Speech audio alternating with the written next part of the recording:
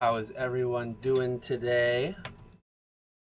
Um, Rambling, but I did get to go live just in time.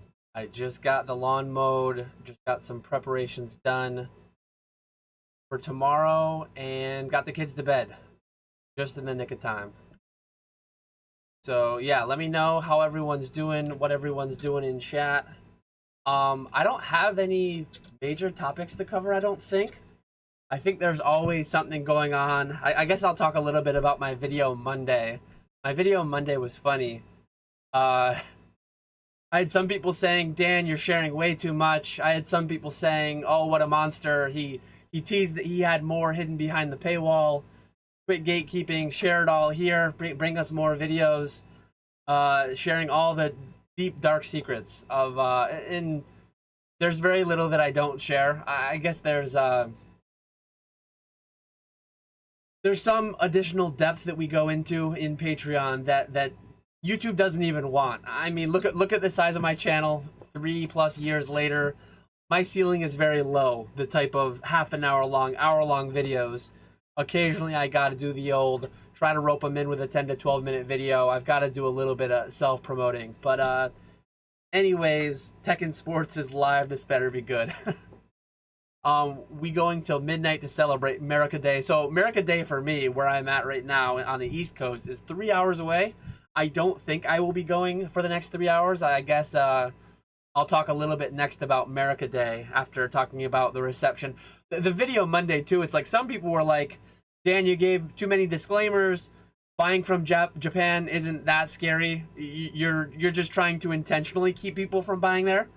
And then I also had people saying like, oh, Dan, you're going to get so many people scammed. You made it seem too easy after I made 5 disclaimers through the video that like there's risk here, pay with a credit card, all the different disclaimers that I made. But anyways, that was a fun little video. The reception was funny because I had people mad at me from all sides for like conflicting reasons. But yeah, America Day. 4th of July tomorrow for anyone in the US, anyone outside the US that may celebrate. There's probably at least one country out there who's not a big fan of the day because we did persevere, we did win our independence, and tomorrow many of us will celebrate. I personally got the lawn freshly mowed. We do have some mostly family coming over. We've got my parents, her parents, we've got sister and her kids come in, and so the kids will be having a good time. I think it's supposed to rain a little bit overnight actually. I was intending to mow tomorrow morning while I had some stuff going on the smoker, but I did it tonight, and tomorrow get the bounce house set up, get the little water slide going. I think it's going to be a warm day after it rains early morning some. I am doing pork belly, I'm doing steak, I'm doing chicken, and then like by order, I'm not going to do a bunch of it ahead of time, but if anyone wants, with all those great options, if anyone opts for like a burger or a dog, those are there too. So those will just be like made to order. I will have leftovers, I'm sure, of most of the other stuff. I intended to get multiple tomahawks, but it only came through that one ended up being available. So I have one tomahawk steak that will go very quickly, I'm sure. But I do have plenty of chicken, plenty of pork belly. So people mad at you from all sides. That must have been horrible for you since you don't like drama or being involved in it at all. Is the lawn still patchy as hell? So what Brad is talking about, one time I made the mistake of sharing a picture of my smoker, and the reflection from the glass on the front showed what looked like a really patchy lawn. It was actually a driveway. Sadly enough, it was actually my driveway. So the back half of my driveway that goes from the front garage to the barn out back, the garage out back, whatever you want to call it. I've got like two stalled garages, one attached, one detached. And it used to be all driveway. Back 20 years ago when they built this house, they did a gravel driveway the whole way, and they kind of like abandoned the back half of the driveway. They never had more gravel brought in. They never took care of it, never sprayed any Roundup, whatever. So yeah, it looked like I used to actually mow that part of the driveway because so much grass would grow on it. But now I have a paved driveway. So if you see a reflection, you will just see some nice blacktop. So also check Discord, trying to outpace SPY. I was running very late. I actually did see that I had some DMs, some messages, some texts, and I didn't get to everything before I went live. Retro's trying to get me to spend money. Retro's trying to get me to buy stuff. I can get that at the same price in mass quantity from multiple places at this point. But if it were lower, it would have to be a little bit lower to make it make sense. Have you ever smoked chicken leg lollipops? I don't know exactly what that is, but I mean, chicken leg lollipops. I'm assuming you're just taking a chicken leg and you're cutting it in some fancy way that presents it in a different fashion. I'm not a huge fan of. I either go for like the whole quarter. I do like a chicken leg quarter, or I do like a whole like chicken halves. Get a little bit of all the different cuts in there. I'm a big fan of wings and thighs though. Wings and thighs are where it's at. Dark meat for sure, but usually I'll go leg quarters. Um, no sauce spilled. It was a pretty tame video. A lot of the same topics had been covered by other people. Yeah, very base level info. I mean, people will be people. um, Thank you for all your content. Truthfully, liquidating a lot right now and starting from scratch and building from the ground up. I'm excited. In a lot of ways, like I'm starting some new ventures. I have some new exciting different things going on. Not that I really planned for, but I mean, adapt or die, right? I've made a couple videos with adapt or die in the title, and you really have to. Uh, I have over $10,000 frozen with Yotta. I did a short relatively recently, clipped from a live. I don't think it was last live. I think it was 2 lives ago. But yeah, I watch Graham Stephan. I watch Andre Jick. I used to watch those guys more years ago, and I got involved in Yotta Bank, and it's not really a bank. It utilizes someone else as a bank, whatever it may be. The app really devolved in the past couple years, and the things that it was trying to prevent, all the gambling, all the different things, it was trying to like promote saving, tie in a little bit of gambling, make it fun, make saving fun, and it really devolved and it really went south. And yeah, I have over 10 grand frozen in Yotta right now that I can't access. Dang, I thought Evolving Skies was rare. A lot of people do conflate rarity with like how expensive it is, which is interesting. Yeah, the difference between rarity and scarcity, and a lot of people using either word interchangeably, and a lot of people using either word to be like synonymous with valuable. There's a lot of very valuable things that are not rare whatsoever. I guess like one thing you can really point at that I hear referenced a lot is like the diamond market, and I'm by no means an expert in the diamond market. Maybe some of that's overblown. Maybe that's something that people in the industry get really frustrated by. Some amount of people probably do because they probably want the value of all of them to be really high. But as far as I understand, it's a fairly controlled market. There's a lot of like crazy things that go on in diamonds, I think. But Dan's first finance rodeo. How tall is Dan? That's the real question. I am 6 foot 4 3/4. I am against all the blatant rounding that people will do. I'm 6 foot 4 3/4, and I've stood by people who call themselves 6'5" that are 2 or 3 inches shorter than me.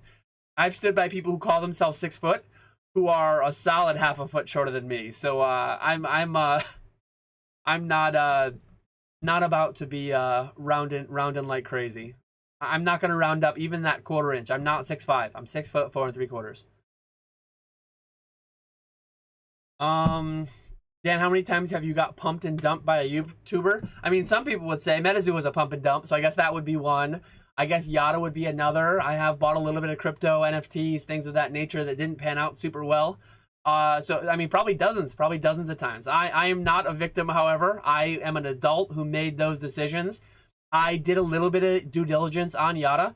As far as I understand, and it's still true, Yotta is found the foundation behind Yotta is an actual FDIC insured bank. So although I don't have access to my funds immediately, as far as I understand, they are FDIC insured. I will get all of them back at some point. It's just a matter of how many weeks, months, years. I have no idea. So yeah, so many data breach emails lately. It's such a frustrating thing. I've ranted about this before, and by all means, if anyone has any Pokemon related questions, I do sell Pokemon cards full time on a lot of different platforms. I'm cool to talk about whatever. A lot of times my live streams will go any which way. Maybe I'll think of a couple Pokemon topics to tie in, but I'm happy to talk about whatever, as we often do too. I probably did get that data breach email. It kind of blends in amongst all the other data breach emails that I get. My credit has been permanently frozen. Well, permanently frozen. I have to thaw it every so often to like apply for a new credit card or whatever it may be. But my credit's been frozen ever since the big Experian data breach, because back during that time, I actually had someone in Florida like opening things in my name, and I just locked it all down. Well, let's see what the date it was.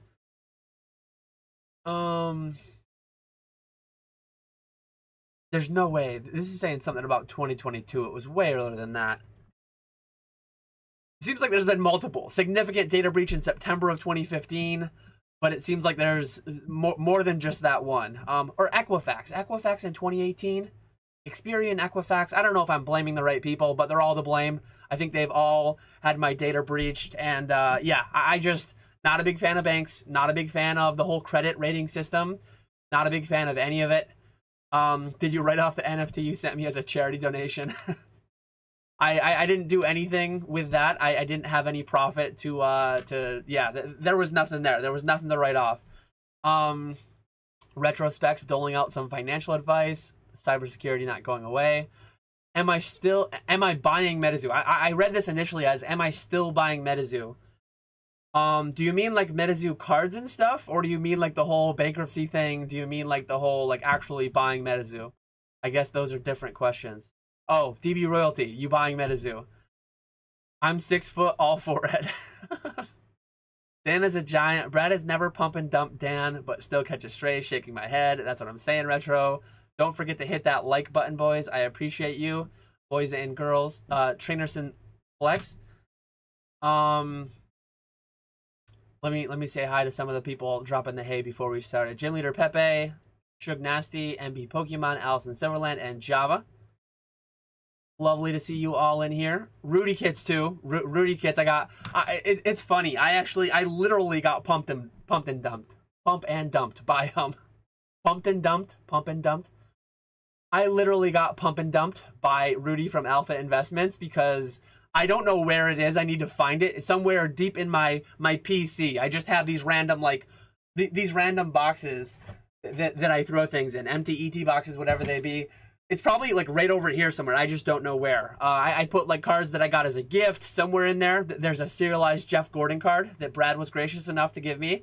Very amazing individual is Brad G Cards. He gave me at, was it Dallas Collecticon? I forget which one.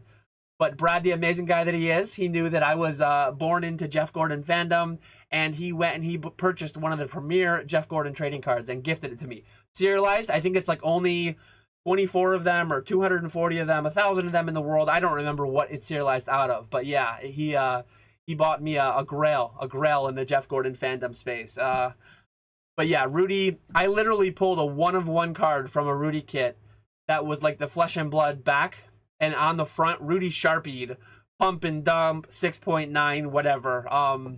So yeah, he literally pumped and dumped me, which is funny.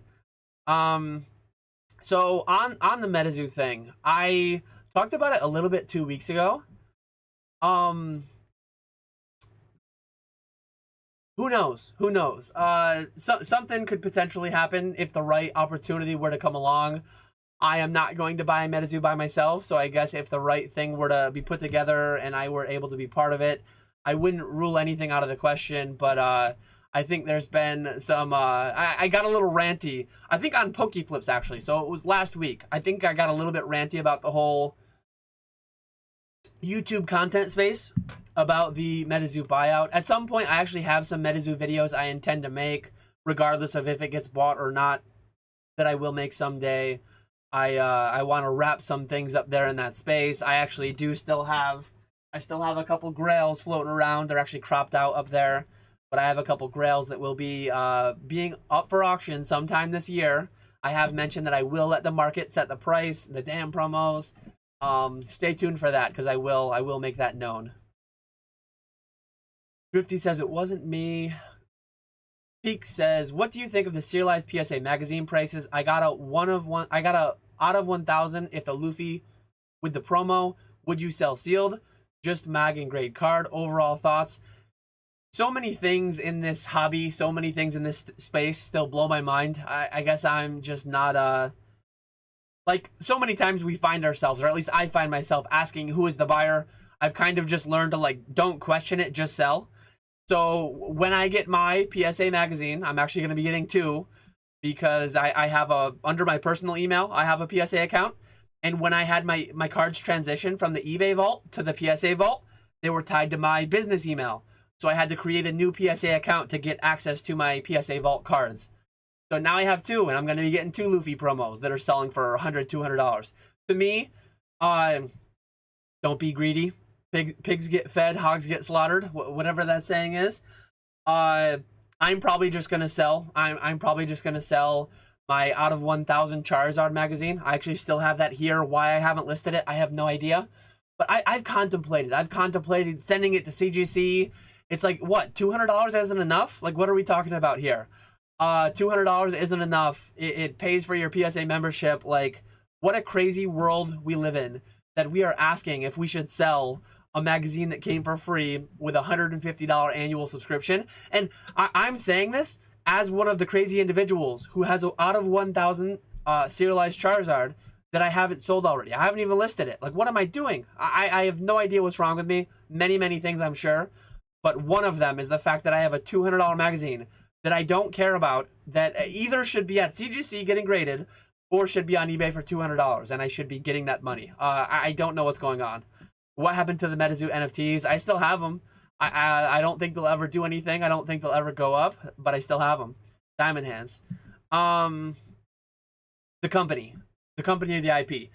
So yeah, I don't know enough information about what there is there. There's a lot of unknowns around what the company is, what state it's in, and if I were to ever learn that it were in a position where the right opportunity came, like, I wouldn't say that I am completely out of the running, but I wouldn't say that I'm also like, yeah, I've not made an offer. I don't have any, I'm lacking a lot of information on that front. How's it going? Garen, what is a PC? I believe PC stands for personal computer. I am streaming to you through a personal computer. That thing you have your monitors and desktop and keyboard hooked up to, for sure. Collector Boy Dan is alive. The only things I really PC these days, a lot of the nice things behind me, I actually do have my camera zoomed in a lot. A lot of the nice things behind me. No one needs to see this much Dan, this up close and personal. So let me zoom out and show you some of my PC. Oh, I'm showing you part of my light box too. I guess that's why I had it cropped. But yeah, PC, Schultz and Dooley, PC, all these Quaxleys, all this beautiful art, not restricted to like such a small size that I can't even see unless I have it up close. Look at this beautiful art for a fraction of the price, many multiples of the size. Like, we're talking about very high value as far as dollars per square inch goes. Got some nice RuneScape goodies over here. Got some nice little Pez dudes, sitting cuties. All this is PC. This stuff is not for sale. I know what I have. I do have a lot of various gifts that I've gotten that I won't ever sell. I guess unless times turn really tough. If times turned really tough and I had to, I would sell them, but thankfully I'm in a spot where I shouldn't ever have to. I actually have a half art Mario Pikachu PSA 10 that I was gifted as part of like an E4 Secret Santa years ago.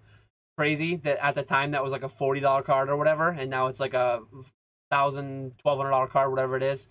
Dan Brad, what has Dan bought you? Actually, I have bought him several different chicken sandwiches, things of that nature. I feel like he has bought me. What else has he bought me? He bought me Dippin' Dots one time at one of the conventions. He bought me Dippin' Dots, and I've bought him on various occasions, probably different breakfasts and lunches as a section lead. So we despite all the drama, despite all what you see on YouTube, all the bickering, the back and forth, Brad and I are friends. Hey Dan, Metazoo, later Dan. We got the official Metazoo Games YouTube in here. Hey, Metazoo Games YouTube, what is the absolute lowest you will take? Let me know. My DMs are open. I'll pitch in, bro. I could put in like 3 G's to help purchase Metazoo. Thrifty, you gonna ask Dan the question. Uh-oh, what's the question? Dump that ASAP. The card is going for 200 bucks. We got Grimer throwing in the skull emojis.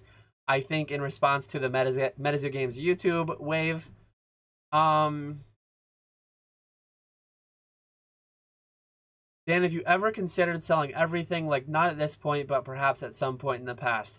I had the vast majority of my collection sitting in the PWCC vault, and I contemplated a few separate times clicking send all to auction. Like, immediately just chucking to auction. In hindsight, I would have been better off on the majority of it, because a lot of it was WotC, a lot of it was all that kind of stuff.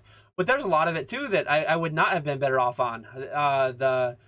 The trophies that I ultimately ended up selling to Rusty and others, those sold for a lot more than they would have at that moment. And a lot of my Japanese stuff sold for a lot more in the time since than it would have at that time. So some went higher, some went lower.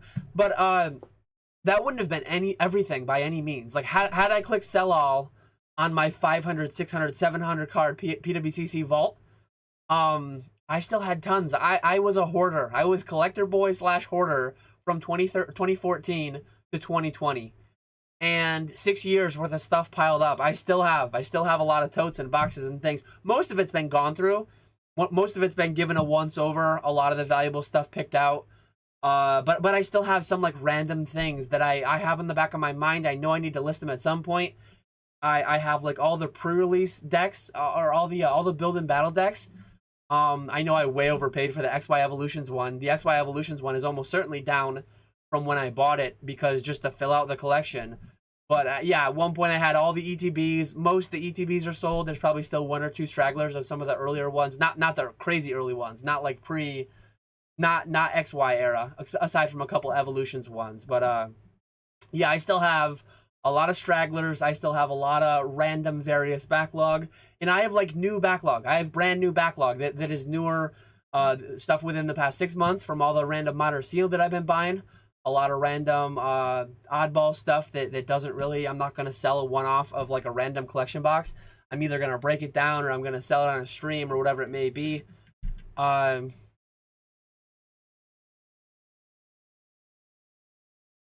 Yeah, I would look at the comps for like what the card is going for. I would look at comps of like what the sealed copy is going for. Don't overthink it. Like I saying as someone who hasn't yet listed, they're still sealed out of 1,000 Charizard magazine. You should probably like you're making a lot of money either way. Could it go up? Like I try to not say it anymore. I try to not think about it anymore. But like, who actually is the buyer? Who actually is the buyer? I don't know. I'll stop asking that. Some of them are serialized, not all of them. So you can get, I don't know if they go lower than out of 100, but I think like Nick, I think Old Skool Pokemon got the Charizard one out of 100. I got the Charizard one out of 1,000. But yeah, there's the Lucana one, there's the Charizard one, and now there's the Luffy one. Yes, these things don't have a market price. Peak that shoe, you know this. These things are always going to be all over the place. Don't overthink it. Like, list it and sell it. It's definitely the right thing. Dan getting 2 Luffy promos is gross. The card alone is 200 plus. Dan moving like a banker.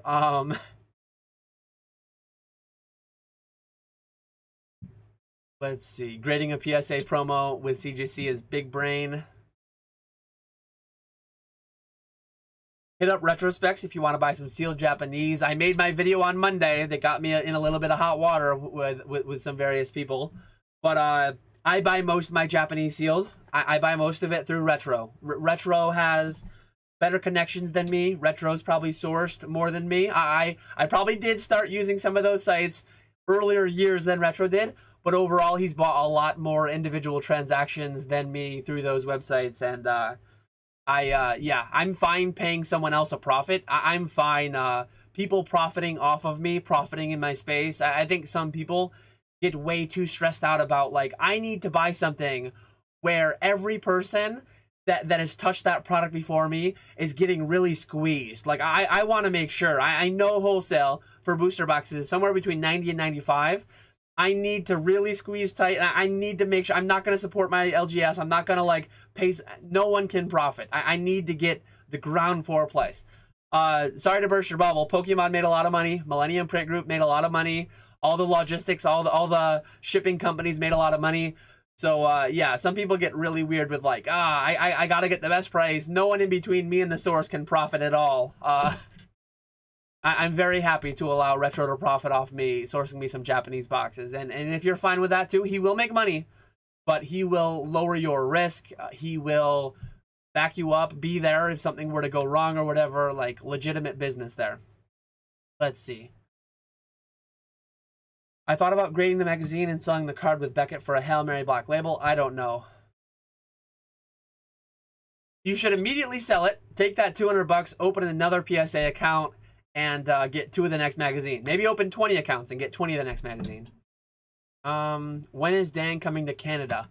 I've been to Canada 3 or 4 times in my life. Maybe more. I guess if you count on my honeymoon, we went through... we left Whittier, Alaska, and we landed in whatever that West Coast, near Seattle-ish. What is that? What is that big city near Seattle? I'm losing it right now. I can't think of what. Vancouver. I think we ended in Vancouver. That sounds right.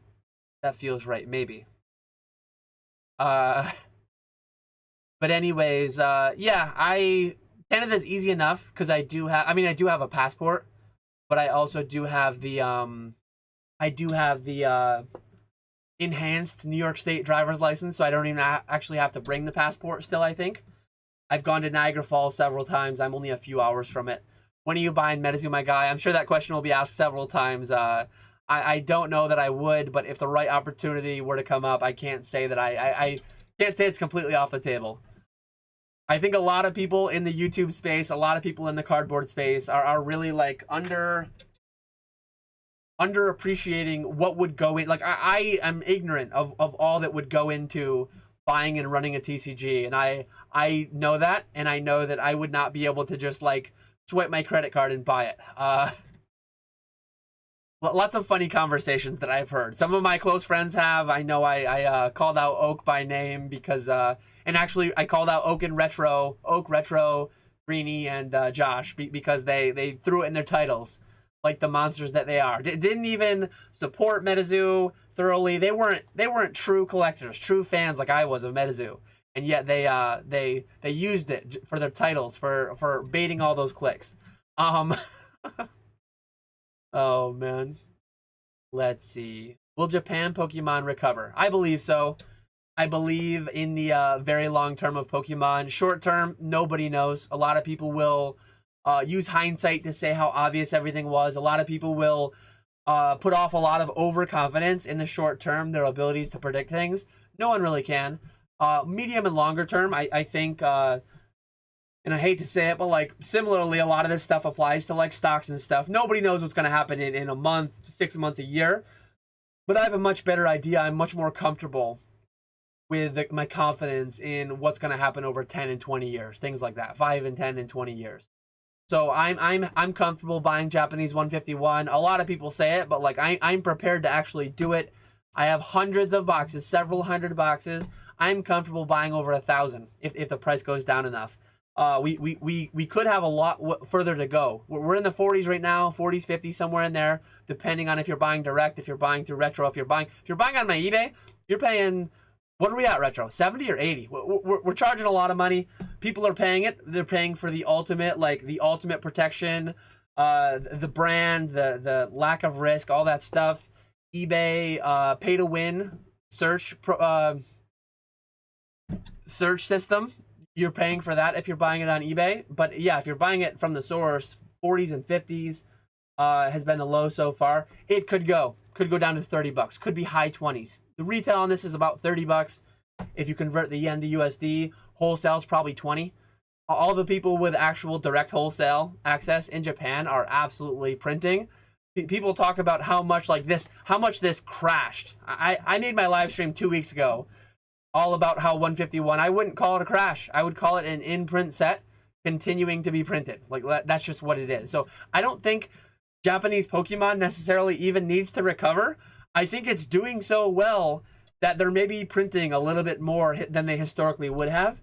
And I think it'll come out of it just fine. But if you're stressing about it a lot, if you're worried about it, if the money is that meaningful to you in your day-to-day life, I would be cautious. I think it's a dangerous area to play in.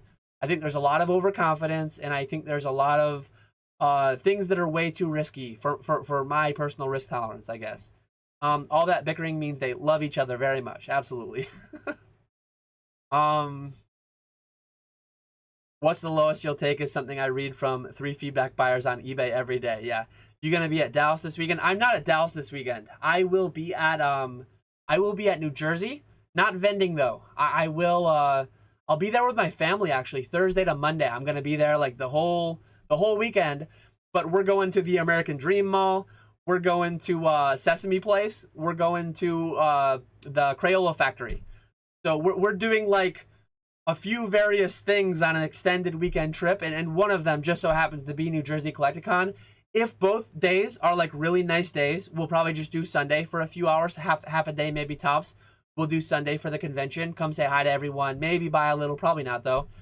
But if it ends up where like Saturday's rainy and Sunday's nice, we'll probably just go Saturday for our day. So I'll be at New Jersey for part of it, and I'll be at Charlotte for the whole thing, vending it. I'll be at Charlotte Thursday to Monday as well. Just me, not the whole family. And then I will be at Chicago for probably Friday to Sunday night or so. What's the highest I'll pay?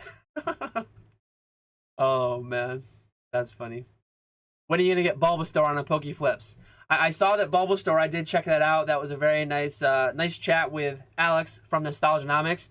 If you're still listening to Bulbasaur, so one of these days we'll have to get you over on Pokeflips. We usually do them on Fridays though, and that man, how much content he's putting out, how much traveling he's doing. He goes to about every convention under the sun. I'll have to time it right where we'll have to time it where it's a Friday where you're not at one of the various conventions, because it seems like you're at one every weekend.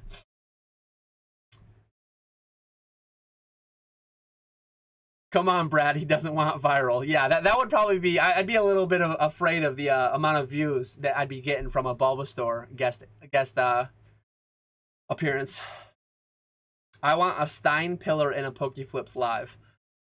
I've contemplated, like, long term. I don't know that anyone in the Stein space would want to come on YouTube and talk about it, but there's probably a couple different people. There's actually a couple people in my Stein community that are very interested that I am like a collectibles dealer full time, and I've talked about the analogies between the Stein space and the card space, and the same things we bicker about, argue about, vintage versus modern, and we don't have like the grading aspect, but we do have we have serialized Steins. Actually, we have a lot of analogous things in the Stein space happen in the card space, so it really would genuinely make for like a cool conversation. I don't know if Java's still in here, but I know like Java talked about getting his grandma in a live stream Q&A sometime. We still haven't seen that. I would love to see that someday. Maybe my wife will want to come on someday. Maybe my dad will want to come on someday. Getting different people, and whether we're just talking about life as we do sometimes in here, whether we're talking about how crazy it is, how crazy they think I am for doing what I do. Obviously, if my dad was like, we could talk about today. Actually, today was the day that I transported the pallet over to my dad's, one of his various locations where he's storing an investment palette of Pokemon that him and I jointly own. So kind of like Retro does for me. Retro does the sourcing, Retro does the storing, Retro does the fulfillment. I'm like the capital there. Well, my dad and I joining up our capital. I did the sourcing, he's doing the storing. Whenever the time comes, I'll be doing the offloading of that product, making some of these different arrangements, these different business ventures in the space are pretty fun things to do. But awesome. Java says she's helping me out with one of the trivia games this time. You love to see it. You love to see it. Dan, you don't pay me a profit. I'm outlining the business agreement in an upcoming video. The jig is up. I am waiting. I'm waiting for. I told Retro he's free to share as much as he wants to share, as much or as little. Like I'm perfectly fine with it. I think we have a pretty solid business arrangement. Do you think the Greninja has Moonbreon potential? How's it going, Ethan? Nice to see you in here. I genuinely don't know. I think Moonbreon. I know there was a poll. There was a poll that came out of Japan within the past few years, where I think Greninja was actually rated as like the most popular Pokemon, beating out Charizard, Pikachu, Umbreon. I think Greninja's up there pretty high. He had a big space. He had a big part in the anime for quite a while. I don't know, but it's doing crazy things right now. I have a hard time thinking. I'm gonna actually pull it up. I have a hard time thinking it'll be like a $1,400 PSA 10. I had a hard time thinking the Moonbreon would be a $1,400 PSA 10. But yeah, to me, like, I would lean towards no, but that doesn't mean I'm right either. Like right now, let's see what it's at. It is at 238 is the buy box on TCG Player. There are sales 280, 220, 260. Are all those organic? Are all those real? I don't know. You've got the pesky Japanese cards that filter in there for whatever reason, 106, 110, 125. The first listing, though, that has the buy box, $239 plus $5 shipping for the first near mint one. It's doing crazy things. I don't know what the pull rate is. Let me actually see. Let me Google really quickly. Twilight Masquerade, TCG Player pull rate. I love how they put together that data. TCG Player Infinite. If I were a better YouTuber, I should be right now throwing this up on screen. So, special illustration rare. Any SIR is 1 in 86. The specific one, so the Greninja specifically, 1 out of 941. We don't know exactly, but I know Moonbreon is estimated to be somewhere around 1 in 1,000. So it's got the pull rate. It's got a highly popular species. It's a pretty cool looking art. To me personally, I like the design more of the Moonbreon. I think this one is a lot more just like harder to see what's going on. Maybe that's just boomer me. But I would not recommend people invest in it personally. But I genuinely don't know. I don't know. Your favorite YouTuber, whoever it is, doesn't know either. But once it does whatever it's going to do, it will have been obvious, because it always is in hindsight. Retro will indeed cover the order 100% if anything ever went wrong. Let's see. Grimer trying to help me out with Vancouver. I wasn't paying attention to the live chat. I am only 10 minutes behind. I'm trying to stay up best I can. How's it going, Beerski? Looking forward to seeing Beerski in less than 3 weeks. Crazy. I will be hand delivering Ponga. No, just over 3 weeks. No, 2 weeks. Just over 2 weeks. Yeah, I was gonna say definitely under 3 weeks, because that weekend is the 20th, 21st. So I will be hand delivering Ponga. Ponga will be at my house in 2 weeks. That's crazy. That actually blows my mind. In between that, I have a 4th of July party tomorrow. I have my son's birthday party between now and then as well. I have a lot of stuff going on between now and then, and that is less than 2 weeks away. Crazy, but I am looking forward to that. I'm looking forward to everything in between too. So I'm excited for it to get here, but I don't want it to get here too quick, because I want to enjoy all that happens between. Dan, I was one of the 3 people that bought into your Metazoo box breaks. Every time you had one, the cap is outrageous. I do appreciate you. Retro is one of the few who earned a Metazoo Dan promo. Not many people can say that. I think it was like 32 people, if I remember correctly. I still have them. Right over here somewhere under a slate pile that's bigger than it should be. But 32 people, I think it was, earned a Metazoo Dan promo, and 3 of them never got back to me, so they never got them shipped out. If they ever reply to those emails and DMs, I will still honor their free Metazoo Dan promo, but they never did. Some positive feedback for Retro. Can you build a throne out of 151? The Japanese 151, Retro could build a throne out of it maybe, because most of them are with Retro Evo. But I have 100 boxes on hand, roughly. Would you buy future Metazoo releases if someone bought it and released more sets, regardless if it was a grassroots buyer or big company, i.e. NSP/Bandai? Absolutely. Like, if a lot of things Metazoo was doing, obviously in hindsight, didn't pan out to go so well. I don't know the inner workings. I heard a lot of rumors, but whatever happened, it clearly didn't end up in a good place. It ended in chapter 7 or chapter 11, whichever one they went. I'm not an expert on that. But I enjoyed a lot of things about Metazoo. I thought the idea was very cool to take things from the public domain and turn them into a card game. I thought they did a lot of little things right. I think they did a lot of little things right for the collector. I think simple things like making a box with cool art. We don't really get a whole lot of that. More in Japanese, some of our ETBs, some of our collection boxes, we have some cool art out there. But I think Metazoo, I really liked what they had going on with the shiny boxes. I mean, we love shiny cardboard. Why not make our boxes out of shiny cardboard? And they had a glow-in-the-dark box for Nightfall. Silly stuff, but like kind of cool. They had the tamper-proof stickers on all the seams. They had different wrap for each box. They had different hollow pattern for every set. Pokemon changes that every block, and I think it's cool when they change it every block. And maybe it's a lot less practical for a company as big as Pokemon. Think of the errors, though. Think of the errors. If they're printing 12 billion cards in a year, and every set we got different hollow pattern, imagine getting like the errors where imagine like Dave Person. Imagine all the cards he'd have to collect because you know what would happen is they'd have the sheets, they'd have the raw material for Twilight Masquerade with the Twilight Masquerade Hollow, and then they'd be doing a run of 151 reprint, or they'd be reprinting whatever it may be, and they'd accidentally use that stock. They'd use that hollow for it. Think of all the cool errors that we'd get if they had a different hollow pattern for every set. With Pokemon, with how many releases they do, like it might end up being a bit much. I was one who always said Metazoo should have scaled back maybe to like 2 sets a year. I guess they did ultimately. They did in the end. I mean, this year they're releasing 0 sets, so they even went lower than I kind of suggested. But no, I'm not so scorned by Metazoo that I'm like done with it forever. If the right team were put together and cool things were going on with it, I could see myself supporting it again.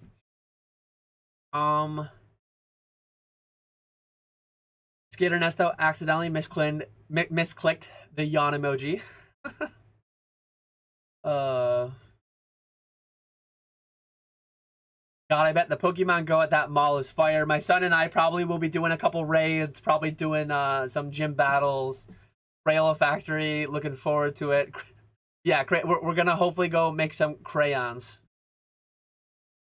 Escaped Alien says 2-part. What's your least favorite part of the TCG world, and what's your favorite part?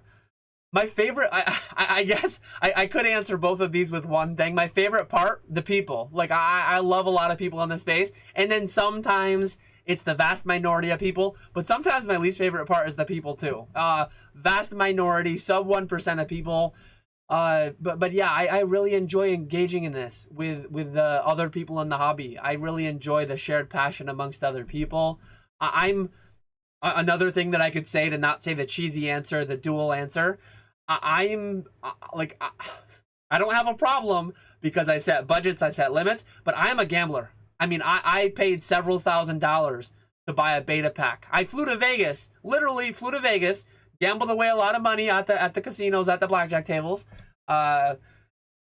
We let Nick Gem Mint Pokemon, Old Skool, Gem Mint, myself. We left some money there in some of the Vegas casinos, and I spent 10 grand. Nick and I spent 10 grand each buying a base set first edition pack, a base set Shadowless pack, and a base set unlimited pack. What a wild time that was.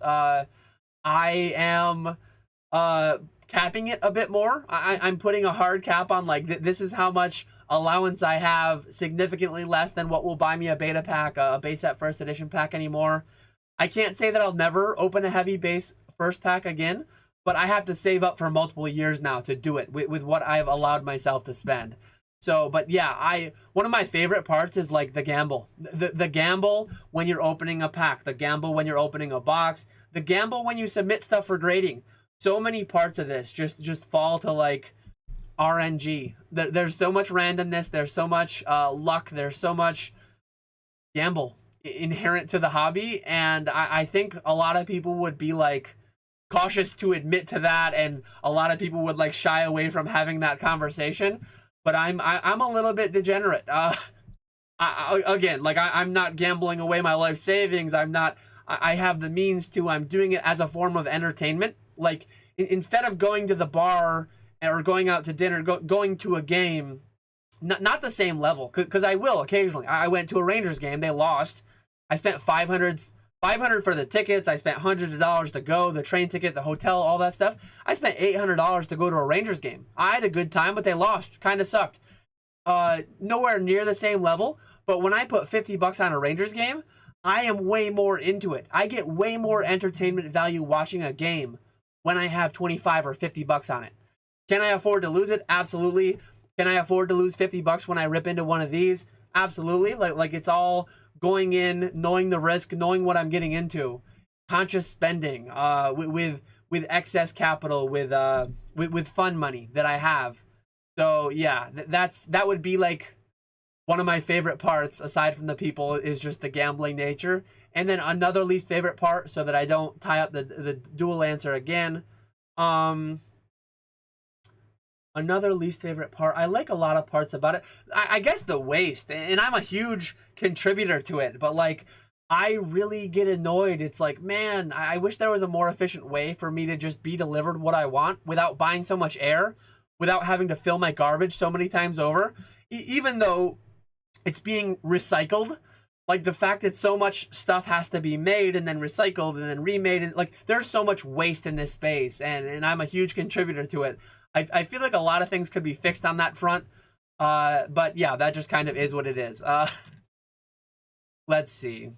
Serialized Steins is dark. Let me see. I'm gonna try to stay current with a live chat, and I'm gonna also try to catch every question. I don't have a problem. Every gambler with a problem in existence. Yes. Oh man, yeah. It's unfortunate. Like I guess I could kind of give the dual answer for gambling too. Like it actually is sad the amount of people that get way too into it. Like when I see the Facebook group posts, when I see that people are like selling some investment that didn't pan out, when I see that there are some people in live streams spending several $1,000s and then ending up with $500 worth of singles, the thought that any of them are actually like problem gamblers, the thought that any of them are actually having a reduced quality of life because of their addiction to gambling, like I by no means am an actual addict. Like I really enjoy gambling, but I set safe limits, I set reasonable limits and all that stuff, and I truly use it as a tool to like help me be further entertained. But there are a lot of people out there. There are people gambling in the stock market, various options trading and things like that. Like there's no clear way to prevent it always. I do my part on YouTube. I try to do my part to like really temper expectations and always talk about the risks. But yeah, I sold a lot of stuff in 2020, 2021. I'll continue to sell more stuff in the future. The people that probably couldn't afford it. I don't have the ability nor the desire to vet every one of my buyers. I don't think I have the responsibility to vet every one of my buyers personally either. But yeah, that's a conversation that comes up periodically. I've talked about it in the past, but I think I'm doing my part by talking like those boring 1-hour finance videos that some people really enjoy and the algorithm really doesn't love. That's me doing my part. Like constantly I'll be saying like I'm probably not the best one to buy from on YouTube or on eBay for a lot of things. Auctions though, like that's one thing I like about auctions, which is more of a thing now that I'm doing because of the whole new consignment PWCC thing. But auctions you can feel a lot better about because you're not even setting the price. It's like, hey, here's this. I'll literally take anything. I'll take 99 cents if that's what the high bid is. And then the market does what it does. And like, how could you feel guilty about that? Whatever willing adults are prepared to pay on the other side. It's an interesting conversation. I think some people have some weird takes about it, but yeah, it just is what it is. Let's see. I had my Greninja at the shop for $140 until today. Didn't realize it was so crazy until recently. Wow, someone had a $100 bill, $100 plus sitting there on the table at Java's little setup at his comic shop, and they didn't take it. Greninja, the most popular Pokemon from Gen 3. He has crazy fan appeal. Gen 6. We got a typo. X and Y. Rayquaza got to be more popular than Greninja, surely. I don't really know. It's hard to say. Let Ponga raid the packs and rip on stream. I don't know if we'll do a live stream. It's actually in 2 weeks, so it won't be a Pokeflips week. It'll actually be a solo live stream week. I'll have to ask Ponga if he wants to go live with me. Maybe I'll just go live on Tuesday, and then we'll just hang out on Wednesday. Maybe we'll go live. I'm cool either way. Ponga will have to let me know. But, oh, we got Jake in here. I talk about addiction. I talk about all the gambling. I talk about all the, like, psychological things, and then Jake's got to turn up. Can everyone sell me their cards at 50% of the market? It's for the community. I will take gold stars. Oh, man. Let's see. Yeah, that popularity contest that I talked about. One thing, like, you never know the sample. I don't know how uniform the sample was. I don't know in what context the sample was asked. Because if I do a sample of my YouTube live stream, it is not a representative sample of the entire Pokemon consumer base, right? I don't know in what space or in what context that poll was done. Deliver Ponga to my lap at Beerskis. Oh, man. Younger collectors love Greninja. Ray definitely close in popularity, though. If Ponga's out there listening, or when he listens on the way back, Greninja was one of my favorite Pokemon in the Pokemon Duel game, the app for mobile. I was a big fan of Greninja with his water shuriken attack, that massive gold slice of his wheel that could hit multiple times over. How's it going, Poke Chef? Have you cracked any PSA slabs since they upgraded the plastic? I damaged my card, LMAO. I've not. I've not cracked anything in quite a while. I don't think generally most of what I'm grading lately is grading cards that I'm getting by the dozens, by the hundreds, ideally. And it's like, there's no need to crack a Celebrations Charizard 8 because you just sell it, take the loss, and then you buy another one, and then you grade that one a 10. So yeah, I've not cracked any in quite a while. I'm sure I will crack some again in the future. I guess I cracked a handful relatively recently, but they were more older cert ones. They were more ones from my backlog from my former collection. I did CGC 10, a couple of them. Actually, tomorrow on PWCC, ending on June 14th, starting on July 4th, will be my monthly feature collection, my monthly filter for PWCC. Feel free to reach out to me if you're interested in consigning. I do have somewhere, there's my PWCC rates, final sale price, hammer price times 1.2 with that 20% buyer's premium. Those are the rates that I pay out if you're interested in consigning. I have to do a plug when we're talking about it. How do I make more money with less work? Good question. If you find out the answer, let me know. I'm in control. I can just open one pack. I really wish Pokemon would steer some more of their IP towards PG-13-ish stuff. I wish I could watch the anime, but it's so cringe with how childish it is.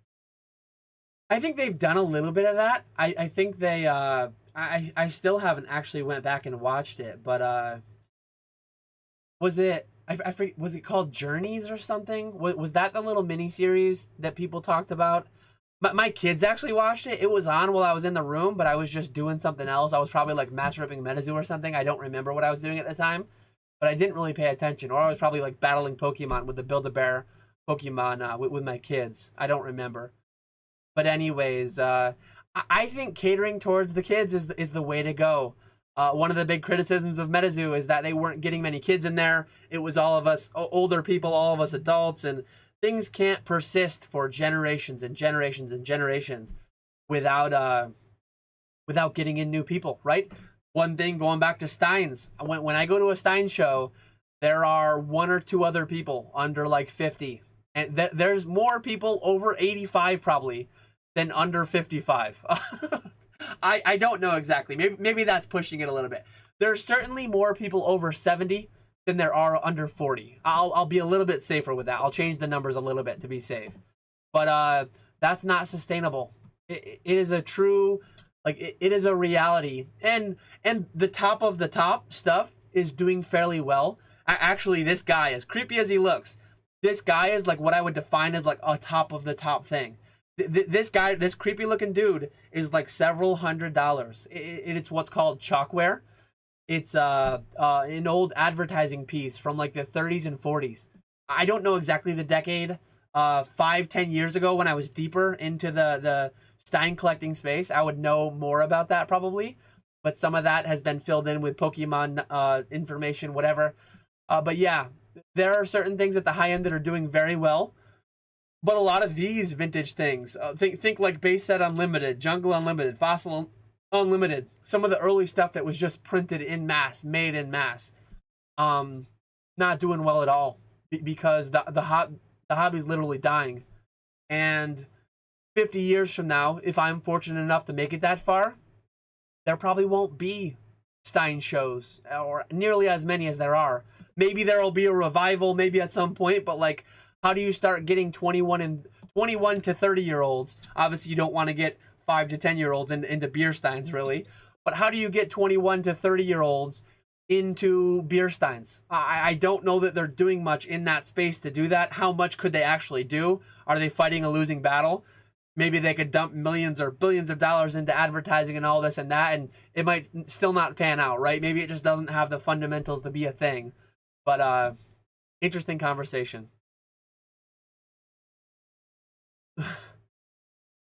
I don't have a question. I'm just here simping. Do you eventually get stale of anything that you're passionate about that eventually gets monetized? Is this inevitable? I think some people, like, inherent to some people, just the way that they are, they don't want to monetize their passions because it would like take things away from it for them. To me personally, it doesn't. Maybe I'm an evil monster who loves money too much. But like I think it would be great. Like I love barbecue. I love smoking a good brisket. If someday I could do that, if someday I could expense a brisket, if someday I could expense a smoker, if I could do R&D, if I could expense meals as R&D, that sounds like a dream. Some people it would take away the whole. I just had a short come out that came from Opus. It was Team Pup and Suds versus Team X-Blades. And I understand like the sentiment around it. I don't agree with it, but I understand how someone could have the sentiment of like, I'm a soul skater. I would never do it for money because money's evil and that makes it evil. Anyone who makes... I think the short just came out earlier today, or maybe it was yesterday. But anyone who makes money where I get my joy, where I have my passion, they are monsters. It's like if you love golf, the people who maintain that course, the people who work at that course, like they make money. And I've heard some people say that, oh, this course charges too much, this or that. Well, if they charge too much, the market will agree with you and they'll have to lower their prices or they'll go out of business because enough people don't play. So like supply and demand exists. Some people get really weird with like, oh, that's wrong of you to monetize something you love. Like to me, if I can monetize something I love and I can do that as a job, that's awesome. Certain times, like any job, back when I was an engineer, there were aspects of that job I didn't like.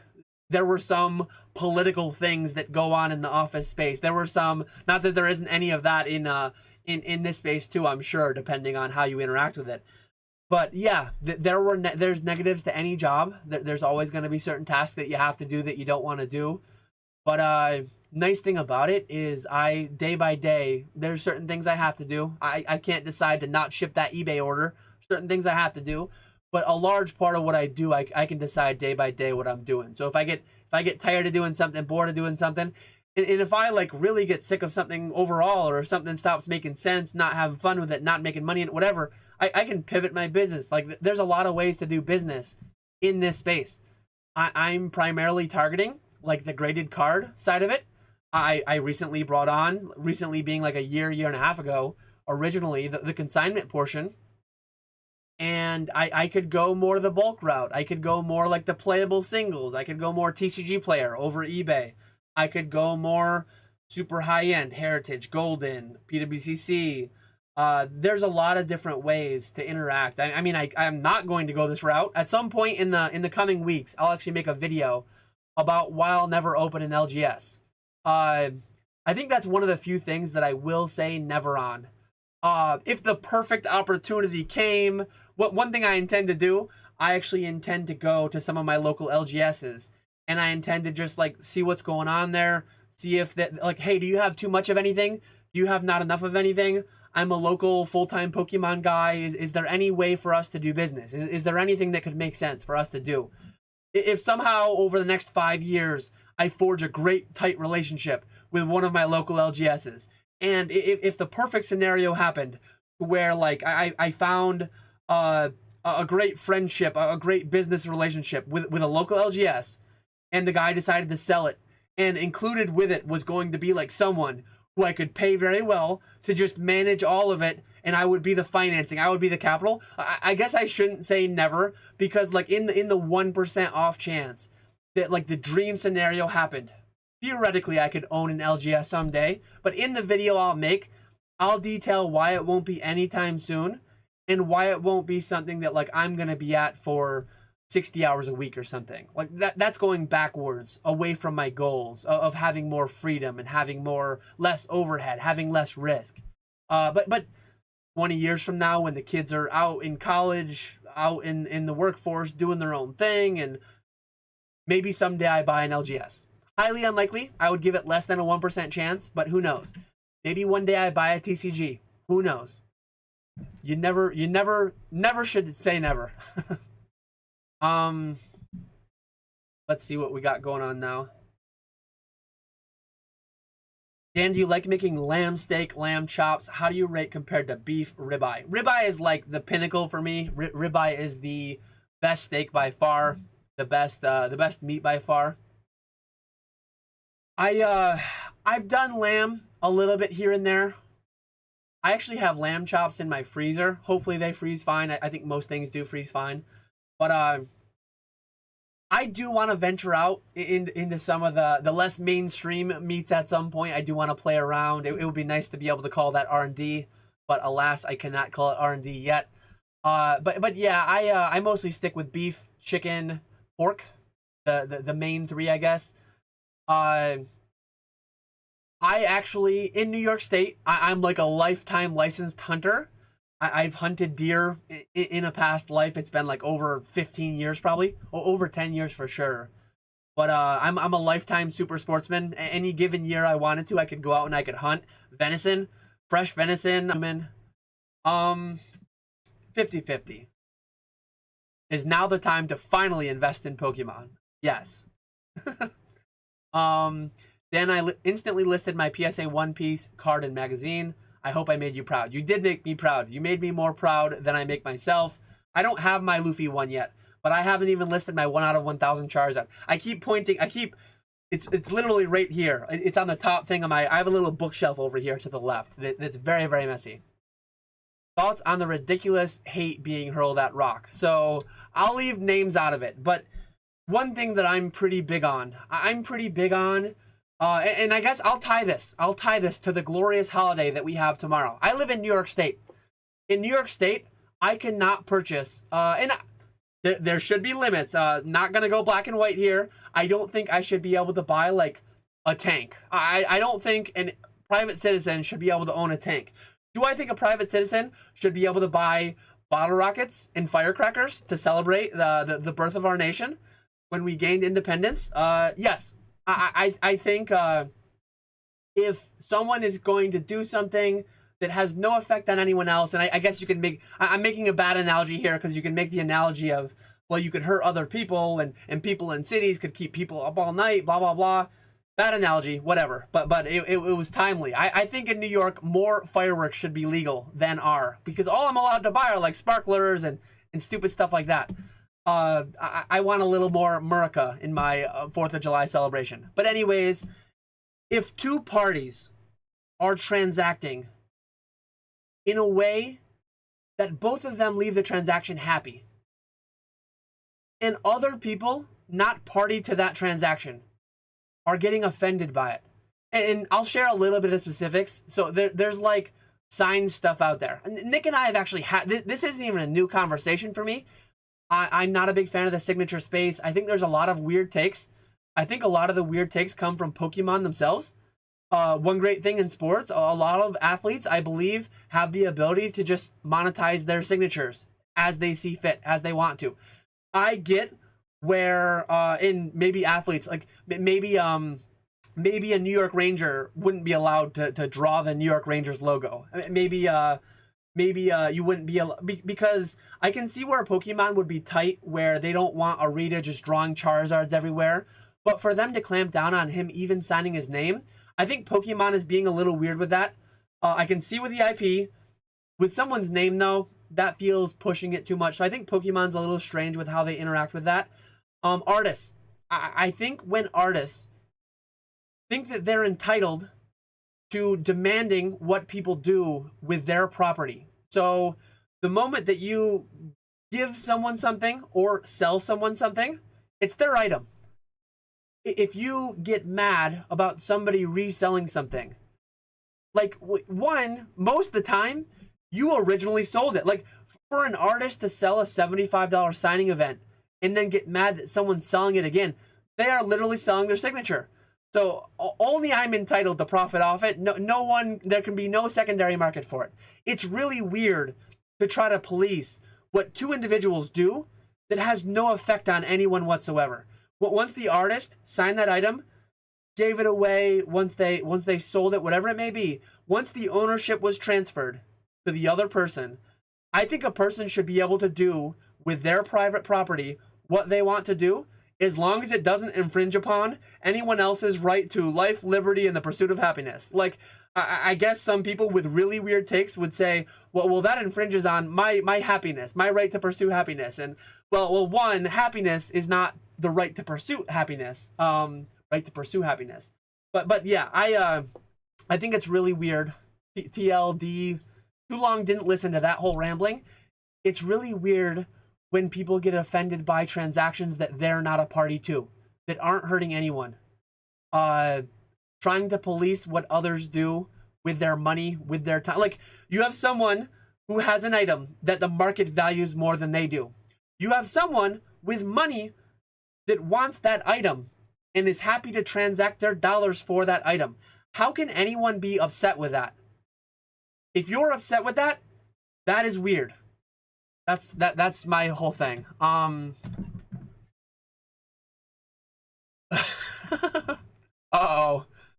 Oh, you're from New York? When did it become ratified as a state? What number state was it? Show your 4th of July pride. So in New York, we are one of the first edition states. We are one of the original 13 colonies, 1776. I'm not going to go too much further than that. I did enjoy history back in school. Math and science, number one, tied for number one by far. I enjoyed history, but I was not great at it. One thing I liked about math was that you learned the concepts and then you applied those concepts. Science, a lot of times you would learn concepts, apply the concepts. There would be some straight memorization, but history is just like straight memorization, and there's not really like you can learn all you want to about. I was gonna say World War One. Some things from World War One do tie to World War Two just because of the proximity and some of the sides involved. But like, you can learn all you want about the French Revolution, and you're not really going to be able to apply too many concepts. I guess unless you get really in deep into like the different military concepts between flanking and all these different formations and wherever it may be. Maybe some of that applies to different wars. But I like in math how you start foundational addition, subtraction, division, multiplication, and then you add to it. You add the geometry, you add the trigonometry, you add the calculus, you add the differential equations. And then all those things practically, like, have a practicality about them. They all come together. They interact really well with the sciences. But I mean, history was cool too. History was cool. But I'm not like an expert with it. For sure. Squeak's trying to catch me. I hope I didn't say anything wrong there, but I don't think I did.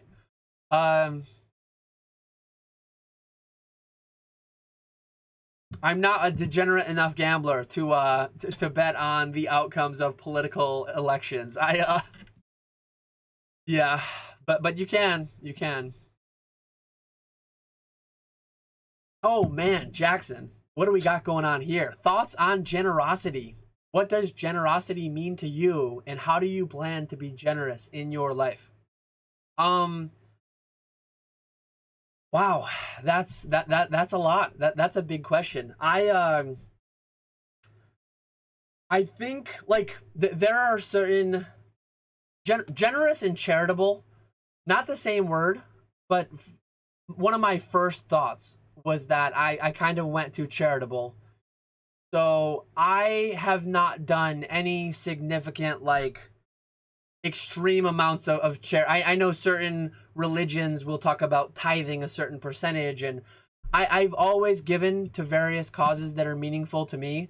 But I think like one thing I did, was it last year or 2 years ago? I think it was last year when I did that challenge. I guess I was being charitable. I was being generous to some extent, kind of putting a challenge out there into the void, some amount entertainment, but some amount charitable, raising money myself, challenging me to raise more money. That was a fun little thing that I did that raised money for a cause near and dear to me. I hope life treats me well financially.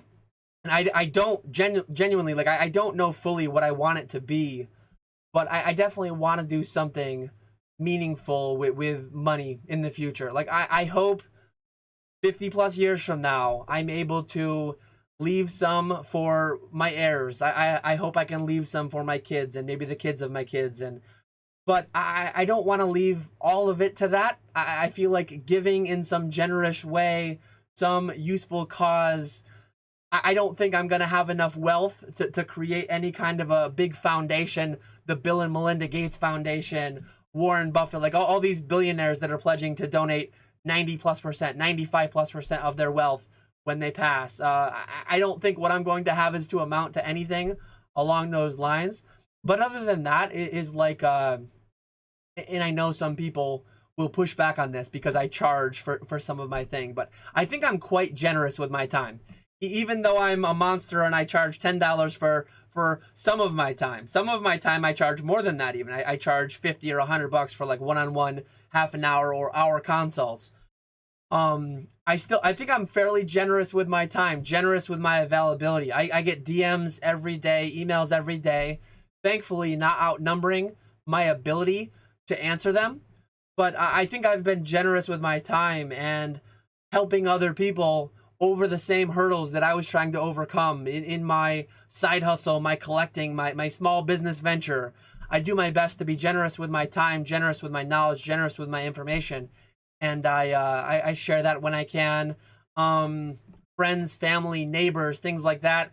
If they ever call and they need a hand with something, if they like being my own boss, having like I want to be generous with my time, with my knowledge, with my experience, and in other ways in life too.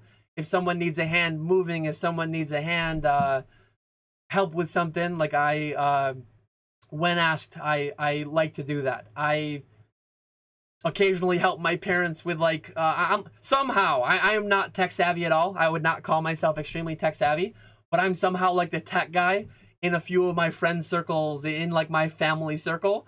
So I'll be generous with my time, and I'll help people set up a new Roku. I'll help people set up a Fire TV, a smart TV. I'll help people, the fan quit in their laptop. I'll figure it out and I'll replace that. I fixed my own washers and dryers. I fixed my own furnace. I fixed some of that stuff for my in-laws too. I can't really help my parents on that front because like my dad is way more savvy than me with all that. But yeah, there's a lot of ways to go with that. I guess that's two ways that I went 2 ways with it. So hopefully that was what you were after with that. We need a shopping cart Rotom form so Nick can have a new channel mascot for his dead channel. Oh man. That one really caught me off guard though, Jackson. Very, very thoughtful question. Really like that one. Gem Mint Pokemon in here, viewer number 69. Thanks for pumping those numbers up to the funny number. Let me see if there's anything else. My heirs. I'm not great with words. I will admit English was my least favorite subject in high school. I'm very poor with words. I was probably looking for a better... Saying heirs makes it sound like I'm gonna leave behind an estate worth like 8, 9, 10 figures. By no means. What did I stumble into here? We're talking about very deep things. Sometimes. And then we'll pivot and we'll talk about milk and cereal and mowing lawns. And Chat GPT has saved me at least 5 to 10 hours a week. Need to commit to the 28.99% business model now. There you go.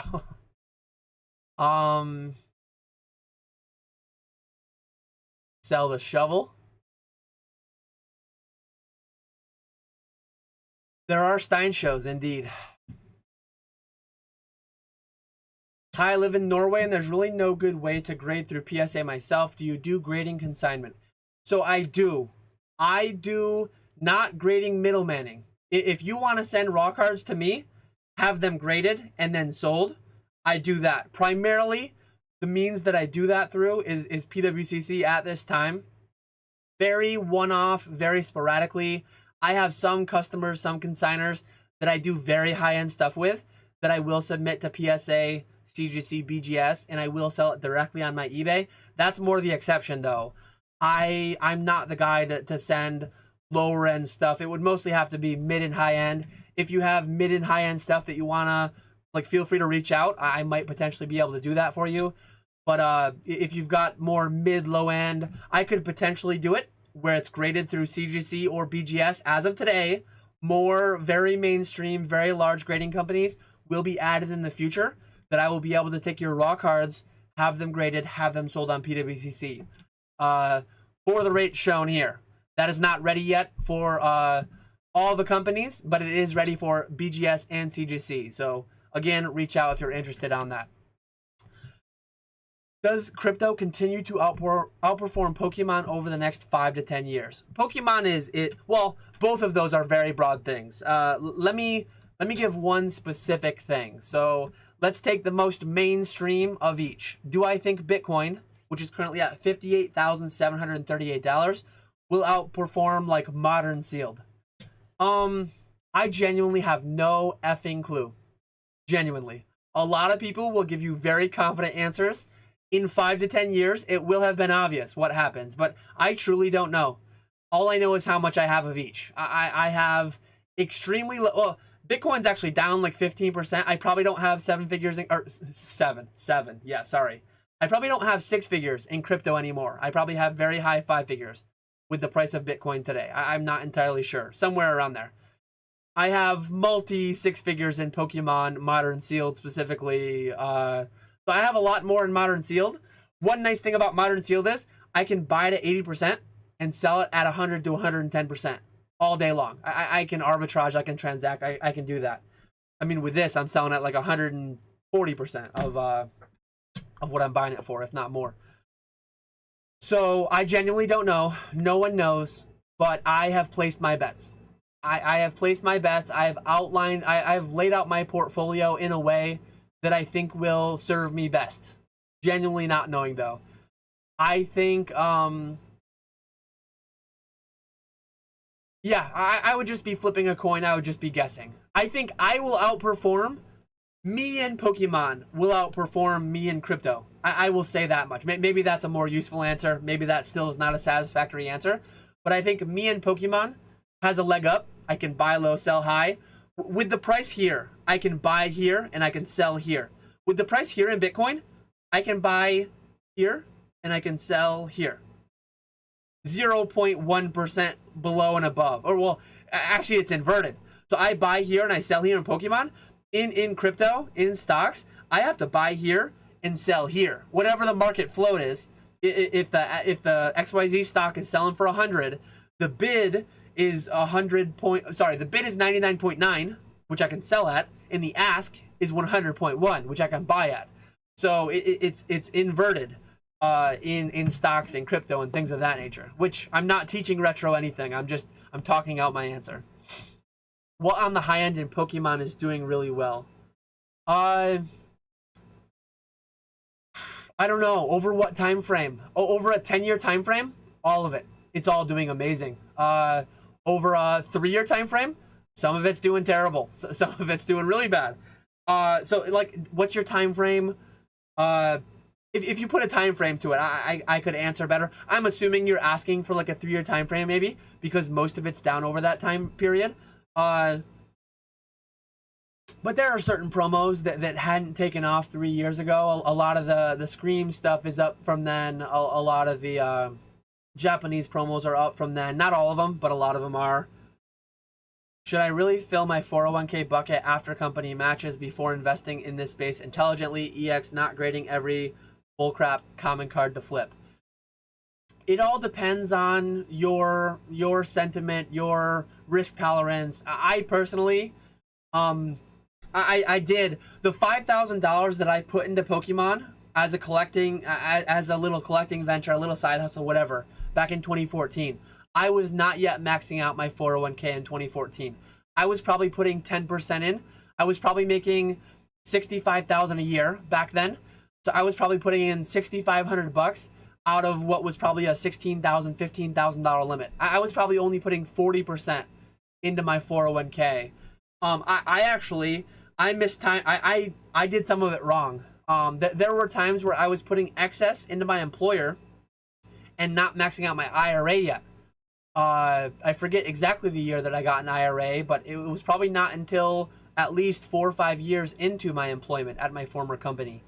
So I was paying 0.5 to 1% expense ratios on my portfolio in my 401k, while I could have just taken the employer match, put the next money into the IRA through Vanguard with 0.03% expense ratios. And people will hear 0.03, 0.3, 0.5. They all sound like low numbers. Go to an investment calculator and do the difference between a 40-year investment and starting balance, whatever you're putting into every year. Do the difference between an 8% return and an 8.5% return, or an 8% return and a 9% return. Because every additional percent you're paying in fees, it's just like, I mean, your net return. If the market returns 10 and your fees are 0.03, you're returning 9.97%. If your fees are 0.5%, you're returning 9.5. That's drastic. Many, many tens of thousands of dollars, hundreds of thousands of dollars, depending on your time horizon, your inputs, depending on your M balance. Massive effects. Let's see. I 100% expense the smoker for the restaurant. The smoker was for family meals, though, not business. Whoa! Don't be getting yourself in trouble with the IRS here. Oh God. Never say never, Dan. I definitely shouldn't. We need a smoker / grilling channel. I think long enough time frame. I think the finance channel is like, on a 10-year time frame, the finance channel is like 80% likelihood. On a 10-year time frame, the barbecue, food, grilling channel is probably 60% likelihood. I feel more likely that I'll do the finance one, but I might do both. We'll see. I feel like I'll try, I'll dabble, I'll do a little bit at some point. Dan, do you ever see yourself taking the Jake route and quit posting on YouTube? I hope I live more than 50 years. I do not think I'll be on YouTube every week for the next 50 years. So yes, at some point. Do I think that will be in the next 3 years? No. I think between now, for the next 3 years, I think I'll be doing, maybe not exactly the same schedule. Maybe not every Monday for a pre-recorded video. Once a week for me, and then Poke Flips alternating. But 50 years from now, I don't see me doing it. 20 years from now, probably not. 10 years from now, more of a coin toss. But like 3 years, I've been here a little over 3 years now. I think I'm not halfway there yet. I think I'll be here longer. But I'm not entirely sure. Things could change. If I stop enjoying it, I'll be getting done with it. I'm still enjoying it. As with anything else, there are certain things certain interactions, certain videos that I'm not like that proud of, certain things that I say that I'm not that proud of in hindsight, whatever it may be. Things like that pop up. Anything you do, anywhere you do it, things like that are going to happen. But overall, still very plus EV, monetarily and enjoyment wise.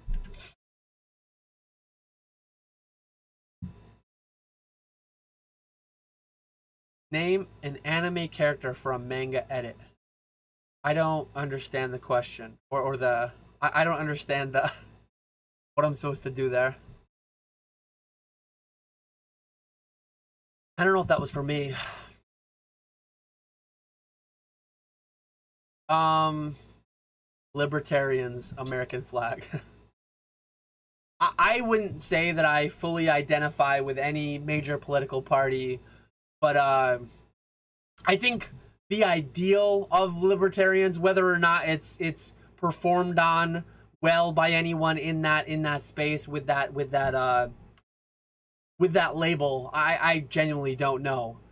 But I think one of the core fundamentals is like live and let live. I am of that mind. As long as you're not infringing upon others' rights and things of that nature, I think it's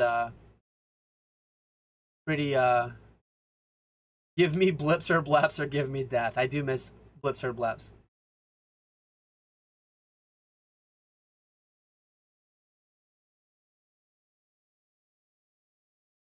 Let's see. John Moore is from an unlimited state. That was when I was talking about New York being a first edition state. How's the weight loss going? I have been bad. So, one thing I said at the outset, at the beginning of the year, I said smart goals are important. I need to set an intermediate goal. We just turned over to the second half of the year. I got complacent. I set a goal. I think I started the year at 250 to 255. I'm comfortably down in the 235 to 240 range. I got there by April 1st. My initial goal was April 1st, 235 to 240, sub 240, and I did it. 3 months, I've not lost any additional.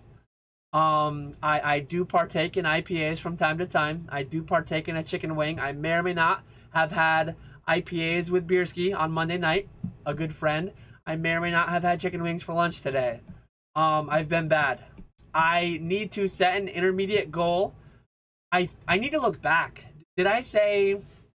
I think I said 220 by the end of the year, which is still very attainable, but not if I don't do anything to make it happen, right? I need to take accountability and I need to do it. So I've plateaued at 235 to 240. Tomorrow I'm going to be a very bad boy. I'm gonna eat pork belly. I'm gonna drink IPAs. I will do my best to limit the quantity. My mom is bringing in antipasto. Retro loves my antipastos with all the with all the accoutrements. I think that's a very fancy word I read on a menu at a steakhouse once. So I'm gonna try to use that word. Hopefully I'm using it right. A salad with all the accoutrements. I will have meat on that salad. I will have ham and salami. I will have provolone cheese. I will have onions, though. I will have cucumbers. I will have pepperoncinis. I don't know how you pronounce the C in that word. But yeah, I will try to up the salad, and I will try to minimize the meat and be reasonable with the IPAs as much as I can. Because I do. October 1st, I need to say, like, I'm not going to say it yet because I need to remind myself. I need to figure it out. But I will sometime soon post an update to Instagram. I'm currently 235 to 240 though, as I was 3 months ago. Very bad stall. Pork belly is definitely plus EV, depending on what you're optimizing. If you're optimizing weight and adding weight is the goal, it is very plus EV. If your desire is to be rich in experiences and joy and the happiness that you get from consuming it, it is plus EV. What on earth is antipasto? Not very Italian of you to mispronounce. To me, antipasto is like a salad. You go to any pizzeria near me, and they sell. Not that pizzerias are super Italian, the New York style pizza, but it's iceberg lettuce mixed with romaine lettuce usually. It is black olives. It's tomatoes. I skip those ones because I don't like them. It is onions, it is cucumbers, it is pepperoncinis, whatever they are. Let me know, is it cha or is it sa? I don't know how to pronounce that C. But let me just Google it quick. I feel like I have and I just keep forgetting. I'm gonna look up the pronunciation for this. Let me see. Let me pause my country music.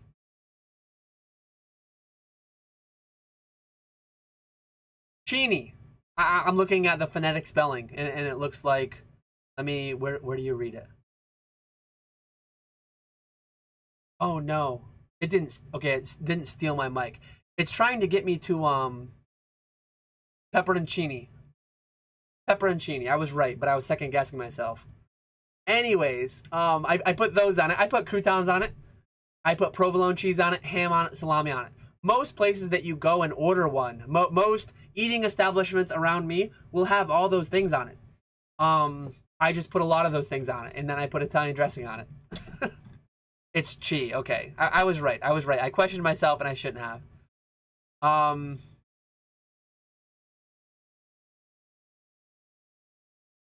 how much money do I have to make for Squeaks to watch a single video on my channel? I don't know. I don't think I make enough either. I don't think he watches my videos. I think he accidentally just clicked the button on YouTube and found himself lost here. So yeah, I have not made enough yet either, I don't think. But, and that's fine. I mean, people don't have to watch. Not everyone watches a lot of Pokemon content like some of us do. Dan can't even get off the fence on Pork Belly. Wait, what fence am I on Pork Belly? Oh, about if it's plus EV? For me personally, me with my goals, it is very plus EV. I guess I need to watch it. I need to be cautious of overindulging. I need to keep the word. What was the word I said a few episodes ago, a few streams ago? Moderation. I need to moderate my pork belly intake. If I solely listen to my tummy and my taste buds, I would consume way too much pork belly, and I would take decades off my life.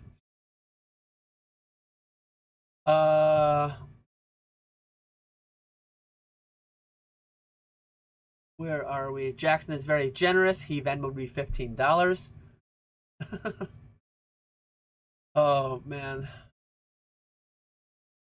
AJ Kicks just started with Pokemon and been watching all your videos to learn. How much capital / inventory would you recommend having for small local shows to begin with? Do I have past lives with tips? I've probably answered a question similar to this a million times. It's unreasonable that anyone would be able to go and find that, because unfortunately my live streams wouldn't be titled in that way.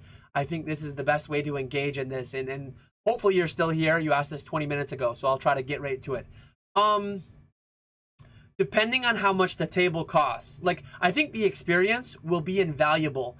So even if you go and you lose a little money, say for a local show, a table's maybe $50 or $100. I think people, depending on your inventory, you could make enough money to justify the gas money, to justify the time, especially if you're having fun. I think you could have less than $500 in inventory. If you're doing all raw, all binders, I mean, say you're doing like staple playables, which maybe that might not work well at a local show. But if you're doing binders, there are a lot of cards out there that you can buy in mass quantity for 25 cents to $2.50 that you can sell for anywhere between $1 and $10. Like, a lot of those multiples, you might be able to 2x, 5x, 10x on certain cards. That's without grading, that's without anything, without all that added time and money. So I could see you filling out a table for like $500 and probably selling a decent chunk of it and profiting $100, couple $100. So a lot of it depends on like what you think you need to make to justify it. If you're gonna go and have a good time and it's a short drive, like, I mean, I in a lot of ways, I've done Stein shows where my ultimate profit at the end of the day might have been $150.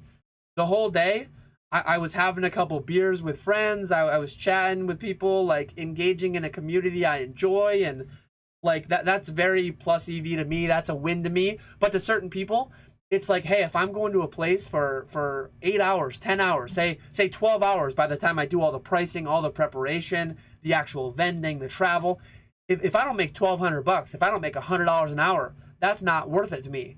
So depending on where you fall on that spectrum, you might need 10 grand in inventory, or you might be fine with $500 in inventory. It all depends on your goals and how you define what success is.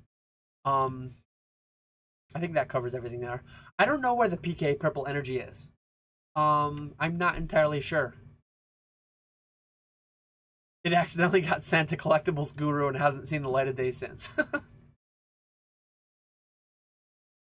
Oh, man.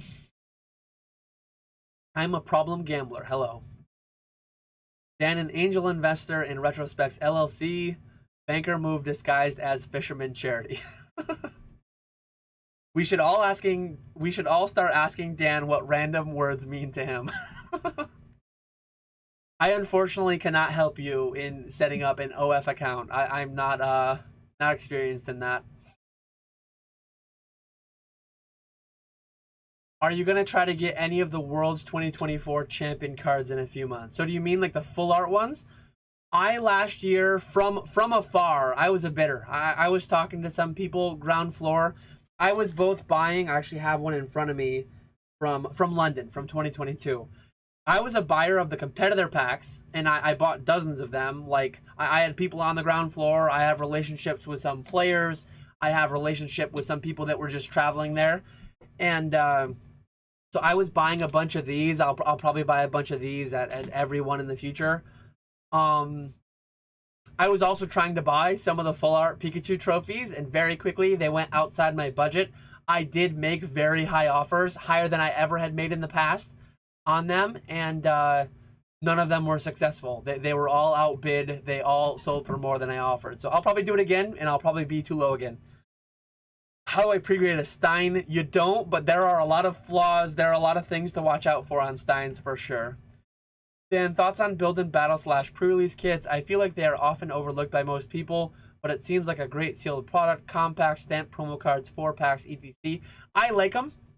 I did build a collection of every one up through some certain point. I have the Evolutions one. I have all of them. I need to sell them all at some point. I like the idea of them. I think they're neat. But I just don't have the space or the time or the energy to continue collections like that anymore. That was a past Dan did that better than I do now. So could someday they lead to a good return? Potentially, but that's just inherently so much more niche than, like, on paper it might return a lot more than a booster box case, ETB case, whatever it may be. But in practicality, if you're going deep, like say you're buying 100 of every pre-release box, liquidity becomes a concern in such a niche item. If you hold it and the box goes to $100 a piece, you might find that there's only one buyer a quarter, one buyer every 3 months for $100. You might find that. So that becomes a concern when you're talking about investing in such niche items. How would you grade your lawnmower? Which company would you send it to? My neighbor jokes with me that it's like a go-kart. The hood is off. It is in very rough condition. The mower is 10 years old. I fixed so many things on it. I fixed the seat because I'm a big dude and I mow on a lot of side hills, and the seat is like busted through. I had to drill new holes. I had to slide the seat back. We had to weld the pedal. It's a hydrostatic mower. The pedal for the gas, one of the linkages actually like broken that over time. Big dude, pedal to the metal too much, I guess. Too rough on that pedal. But one of the linkages broke, had to be welded. The hood broke off once. My dad helped me. We welded it back together, put it back on, and then the hood broke off again. And I'm like, screw it, it's not worth it. So yeah, my mower's a solid PSA 1 for sure. Would you ever pay for the greater notes level at PSA? Yes, if I had a card, when I have cards that are valuable enough that they would be upcharged to that level anyways, I will do that. Will I do it because of the greater notes? Never. I will never pay up to get graders notes. They have no allure to me. I can grade a card better than PSA can, especially for my own requirements. Like if it's a PC card, if it's something that I care about for me, I know what I like. They don't know what I like. They grade to their scale. I'm capable of grading to my own scale. So I will never do it for personal use. I will never do it for market use or whatever. I just want the 10. I don't care about anything else when it comes to what they have to say about the card. Then if you send me a setter for Christmas, I will advertise for you by wearing it. Easy way to become famous in Canada. Oh, man. Andrew Arbuckle. Hey, Dan, if you were just starting to vend at local shows, what type of inventory would you prioritize? Mostly cheap cards, only a few expensive items. Table space is very limited for newbies. I would probably target raw. I would probably target like packs. I would target like the more mainstream items. As crazy as it sounds for some of us in here, but like slabs just inherently are so much more niche. Slabs are so much more niche. Even though they're grading $1 million a month, slabs are so much more niche than raw cards, than packs. Like this is so much more mainstream. This touches so many more people than a slab does just inherently. Raw cards, I would mostly be raw cards and sealed. And I would mostly be like lower tier items. Whereas at a Collecticon, where I know I'm going to have thousands of people, as opposed to maybe dozens of people, 100 people, I usually go higher end. Daniel, I bought a t-shirt off your website, but don't receive a free booster pack. What gives? Unfortunately, Stream Elements did not insert a free booster pack in there.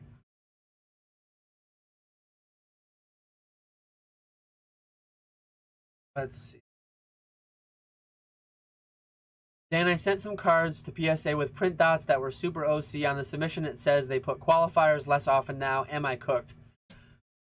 I've never liked how people get so hung up. Like, if it's a PC card, how hung up people get on, like, I'm an OC collector, I'm a miscut collector, and I don't like this card as much because PSA won't notice me. PSA won't put it on their label. When the third-party grading starts to make the card mean less to you, that's just like demoralizing. That's like sad. If you're doing it solely for the market thing, that's just the randomness. That's the inconsistency. That's part of the deal.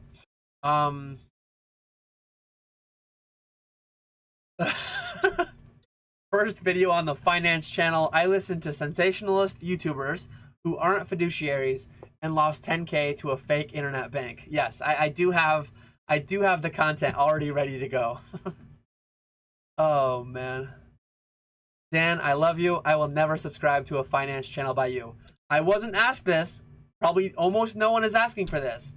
But Mason, maybe would you subscribe to a RuneScape channel by me? Maybe that happens too.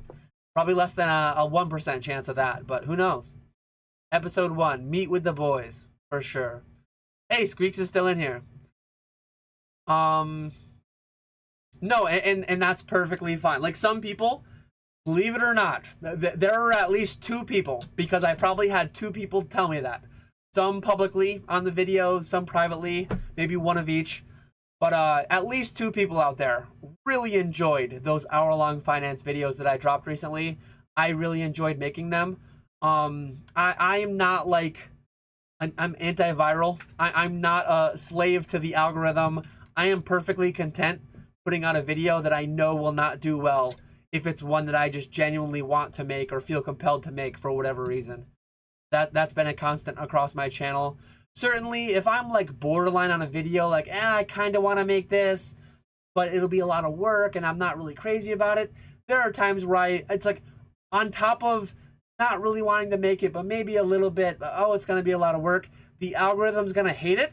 Sometimes I do like trash video ideas because, like, on top of me not wanting to make it, feeling like I should, but I don't really want to, whatever it may be, like, if there's multiple things against it, and it will do poorly, I won't make it.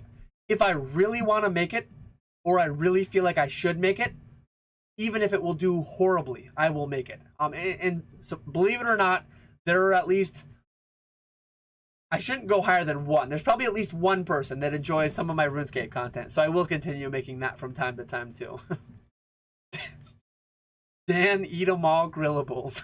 Oh man. Oh, Butchery and Barbecue channel.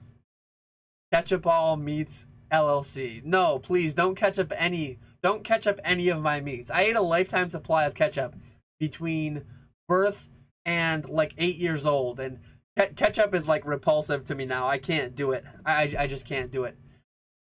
I was not massively into the Ninja Turtles. I cannot tell you which one is which. I know Leonardo, Donatello, Raphael. Will I even get them all? Leonardo, Raphael, Donatello. There's green, red, blue, and purple. No. Green. What are their headband colors? Blue, red, orange, and green? I need to look up the Ninja Turtles names now. I'm missing one of them for sure. But I watched it some. I wasn't crazily into it. Michelangelo. Man, I forgot Michelangelo. But clearly it's not Michelangelo. I can't say that I had a favorite one. If I had to guess, maybe it would have been Donatello. But then someone would have asked me what color his headband was. And I honestly wouldn't have known the answer. So I wasn't going to make something up. Maybe it wasn't Donatello, though. He's purple. Raphael's red. Leonardo's blue. Probably Leonardo. Blue is my favorite color out of those colors that they have. But yeah, clearly not super into...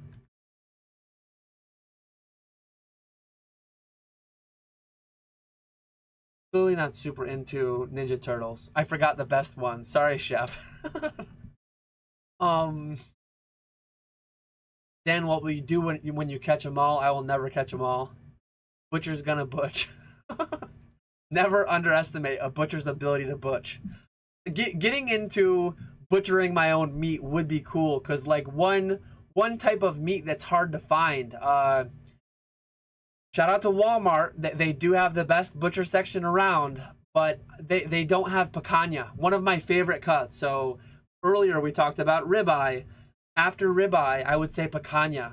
Picanha is just a cut that generally doesn't get talking about the nuance of butchering. I think some people who just don't care enough, or a lot of people probably don't know a lot of cuts that can exist depending on the way you butcher the animal. You can actually order like a half a cow, a quarter of a cow, and you can pick, do you want certain cuts? Do you want the roast, or do you want that just ground up into ground beef?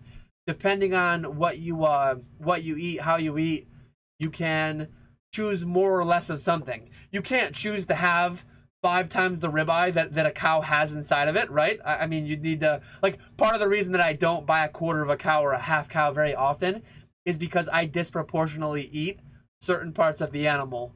I would rather eat like I eat significantly more wings than I do. Next in line on a chicken would be thighs. If I only bought whole chickens, I'd be stuck eating way more chicken breast than I want to. I'm a thighs and wings guy. Oh man, I think it takes a lot for someone to admit that they don't know something, and what they don't know. I could have stealthily. I could have not taken that question immediately. I could have pulled open a browser. I could have. I genuinely did not know though. I got 3 out of the 4 names, which was honestly I impressed myself a little bit. I was close to getting all the colors. I got 3 of the 4 names. I think I did pretty decent. Let's see, where are we at? Wait, how far behind am I? 20 minutes. Not good, but not horrible. Do you think we will see another boom in TCG prices when the 10th generation of Pokemon comes out? One thing that I'm quite confident in, a lot of people ask me, will we boom for the 30th? Will XYZ happen? I think in every calendar year that Pokemon's been out, even when it was down in the dumps, every single calendar year, something doubled and something halved. I think in every 12-month period, something will double and something will halve. Certain things will boom, certain things will fall. Things will go up, things will go up. I know Ernesto's gonna be there. Might go up, might go down. Absolutely.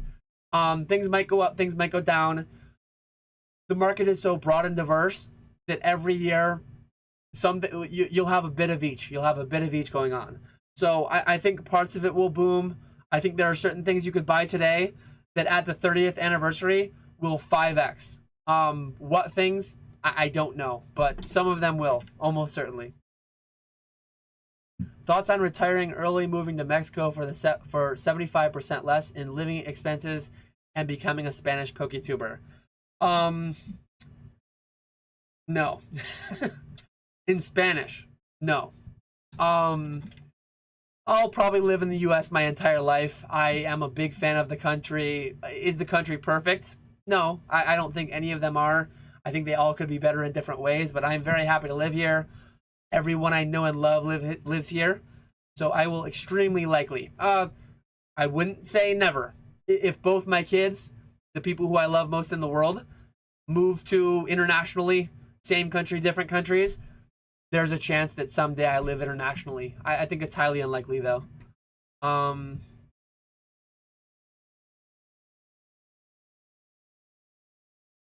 Let's let's say, Dan, do we make all our money in Pokemon and then expat to another country to retire? What country should I pick? I am big in reading like the whole financial independence space. A lot of people talk about using geographical arbitrage. I probably have enough money that in some country I could sell it all, and I could go and I could live 4% rule, 3% rule, whatever it may be. I could probably do that at this point. Do I desire to? No. Um, so I won't ever do it, but it is a practical thing that people do.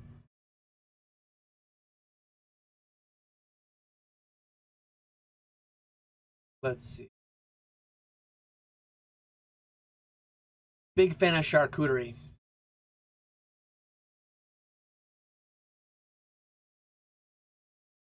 Moderation is a hell of a drug. Dan, tell us what to buy to make money. I won't tell anyone what to buy to make money. I am buying S&P 500. I'm buying VT Sachs. I'm buying VU. I'm also buying Japanese Sealed from Retrospects. DM him on Instagram. I'm also buying my allocation from my distributors. I'm also buying Modern at 80%. You got high liquidity, ultra modern sealed. You got high liquidity, ultra modern raw singles, near mint plus. You've got modern or vintage. The higher liquidity, the higher the payout. Usually anywhere between 70 and 80% for slabs above 250. I know Retro's gonna say something. Depending on what it is. I'm not a huge fan of half grades. I'm a big fan of 10. I'm a big fan of 9. Not as big of a fan of 9.5. Because usually most people know that it's just a 9 that got bumped up but will never be the 10. So I like slabs that are liquid and have a 9 or a 10 on the label. Mostly the 10. Then, will my 20 boxes of sealed Japanese 151 outsell your Celebrations Charizard play? Will they outpace? I don't know in what metric will they outsell. You could sell 20 of either very quickly. Do you think consignment rates scale with hair loss? My wife sent me a picture of me today with my kids filling up the shopping cart. Yes, we did go to Walmart. Sadly, I didn't buy any meat because it's all already marinating and dry brining. But I had my head tilted down and I was loading the car. And man, look what's going on up here. Where I don't know where it is. I lost my PSA 10 Dan card, but that dude's hairline, it's coming. It's coming and it's coming in quick. My friend PokeKid is thinking about the Greninja Gold Star play 5 years after it came out. How do I tell him he's washed up? What is that card going for right now? I'm probably down significantly on my 500 Greninja Gold Stars. That said, I did grade a handful of them. I probably had most of mine paid off by now. As crazy as that is from selling some amount of PSA 9s and 10s at a premium. Let's see.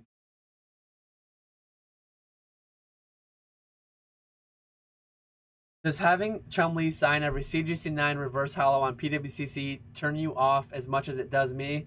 I have not seen those. I've not seen those come across my searches. Lately, I've not been bidding much on PWCC. I've mostly just been selling the past couple weeks. But yeah, I'm not the buyer for that. It doesn't offend me, so it doesn't offend me or anything. Like I'm just not gonna bid on it. I don't have an issue. If there's a demand for that, people will buy it. If there's not, they won't buy it. It is what it is. Um, who is the most famous person in card collecting? I don't know. Uh, famous people that collect cards. I mean, Logan. Like, how do you define famous? I guess there is a definition for that, but some of the more famous ones in our space, like Steve Aoki, Logan Paul. I don't know if it was just a rumor or if it was actually real. Like, I know Justin Bieber's name was thrown around and having bought some stuff. But yeah, as far as cards go overall, Ken Golden is up there. I looked up a list on Google of like 10 famous people who collect cards, and Charlie Sheen is on there. Steve Aoki, Ken Golden, um, Drake. Drake is one who's done live streams with Golden with Kenny.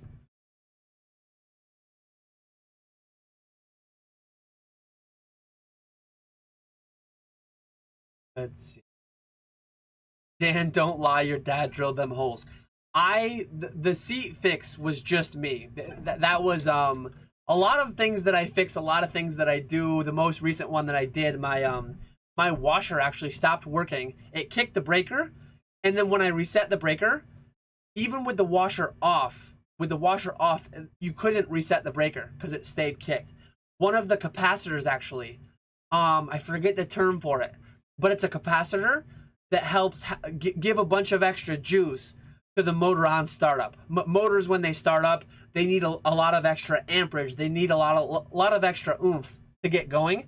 And the capacitor, like the motor start capacitor, whatever it's called, that had fallen out of its harness, and it was actually shorted across its own mounting bracket.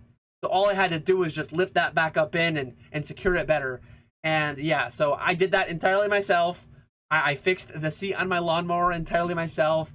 But when the pedal broke and it had to be welded, when the hood broke and it had to be welded, I was holding the flashlight or just standing around watching him do it for sure. No shame to admit when I'm holding the flashlight. I've not been playing Old Skool much lately. It was hard to do when I was on night shift. It was hard to justify when I had a little bit of a backlog built up of some consigner cards. I'm almost done listing like a few hundred cards that I had for one of my big Magic consigners. So probably in the next month or two, I'll do a live stream of OSRS.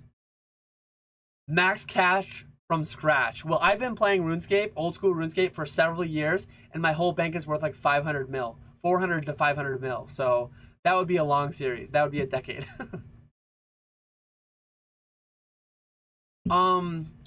I don't, never say never. I don't think I'll make a mystery pack of any kind. I don't think I have the following to do it.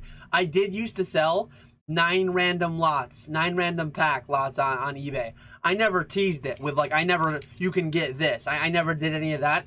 It was like, you're going to get 9 cheap packs. You're going to get 12 cheap packs. I don't think I'll ever do a catch 'em all collectibles branded, vacuum sealed. Like, I don't ever really plan to do that, but never say never. Dan, a Girl Scout approaches you with her modern Pokemon collection. You could not help but notice the pages of Celebration's Charizards and potential 10 condition. Would you hustle her to make a buck?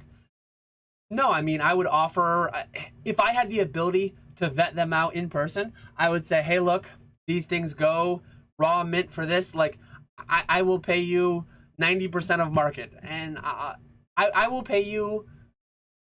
If all I could look at was the front and I was told they were near mint pack to sleeve, I would be like, I will blindly pay you 80%. I will take them all. I will take the ones that are off center. I will take the ones that have whitening on the back that are probably going to be 8s. I'll take them all blindly at 80% of market. Blindly, as long as they're like near mint plus. If I was allowed to pick and choose which ones, I would pay 100% of market to pick and choose the 30 of the 50 that would definitely grade 10s. But I mean, if she asked like, hey, should I grade these? Can I make money? I would absolutely be generous with my knowledge and say, yes, I mean, you could probably make a decent bit of money by grading these, but hey, disclaimer, Dan, it costs you 15 bucks a card. You got to wait 2 months. Maybe you get a grader on a bad day where they hit you with a bunch of 9s. You could lose money. I would give that Girl Scout way more knowledge than she wanted if she asked the questions, I guess. But that's one thing that's kind of weird about transacting at Collecticons. I have bought from and sold to kids before. I like transacting with adults who like can make their own financial decisions, all this and that.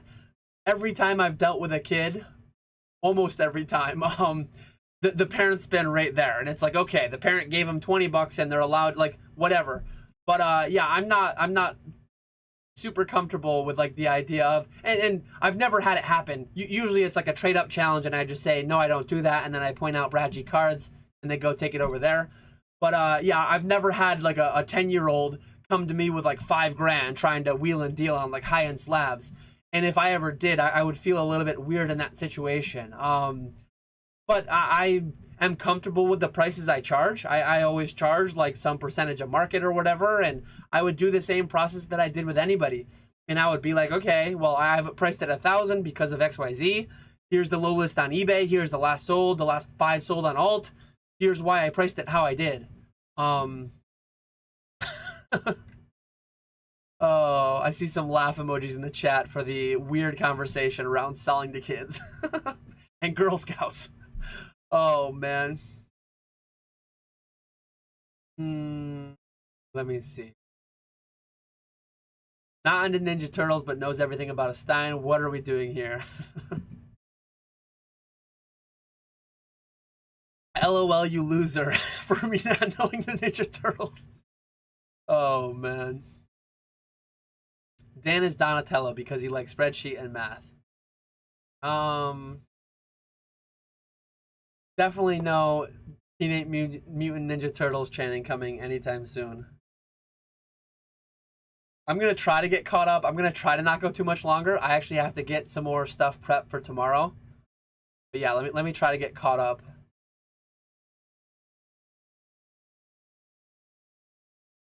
Dan, I raise beef for a living, and every time you shill Walmart, it breaks my heart. Stop.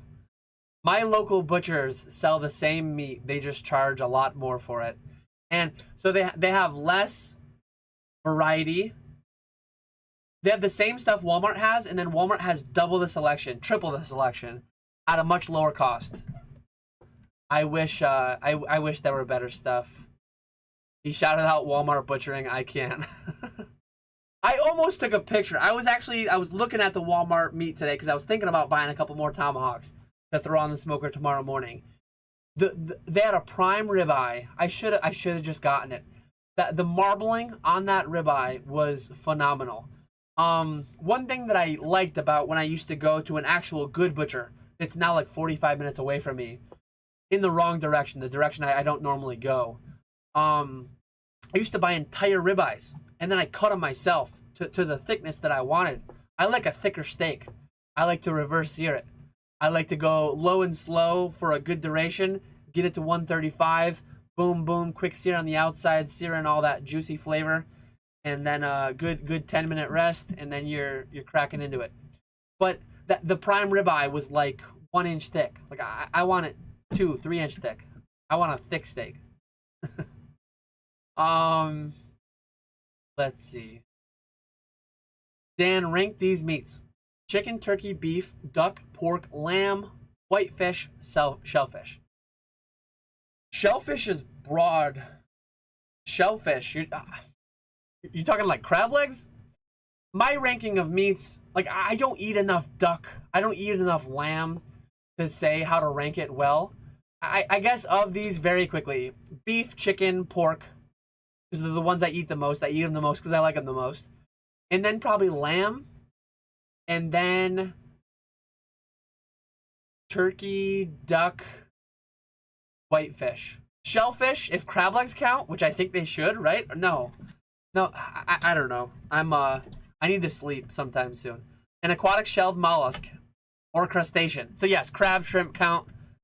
Oyster, cockle. I don't know what a cockle is. Oh man. But so shellfish is so broad. Like, how do I rank it? Because crab legs would be up here with beef. Crab legs are right up there. Getting into the nuance. I mean, ribeye, crab legs, and chicken wings are like the trifecta at the top. But overall, by animal is how I did it there. Man, Dan trying to be a scientist with the meat, just grill it up. Your engineering days are over. Oh, man. Yes, I am the grill master at the fourth party. I handle all the meats, and all the other people bring the sides. I'm hosting. Butcher yourself, buy the loins. See, my local butcher, the one that I'm 10 minutes from, they don't sell. They sell whole briskets, the same packaging, the same ones that Walmart sell. Instead of $3.99, $4.99 a pound, they're $2-3 more a pound. If Walmart sold out, I will bite the bullet and I'll buy one. But yeah, like my local butcher will not. They don't sell. I guess they don't have them in the case. Maybe I could ask. Maybe I could buy a whole ribeye. But again, I can go. You can actually go to Walmart, and I've asked them, like, hey, I don't see these out here. Can you get some from the back? Like, there's not a butcher counter, but if I ask them, like, hey, I want this, they would give me a whole cut of something. I'm quite sure. I guess I've never done it. I'll have to try. I'll try in the next weeks at both my local butcher and at my local Walmart, and I will see which one will sell me like just an entire ribeye. I wouldn't even want to pay the price at my local butcher because it would be the same cut as Walmart, the same manufacturer, same packager, processor, and it would just be double the cost. Where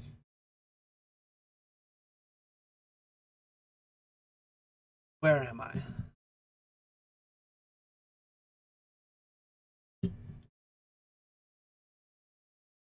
Buy something and then sell it for more than you bought it. That's how you make money. Yes. Bullish on bald version Dan.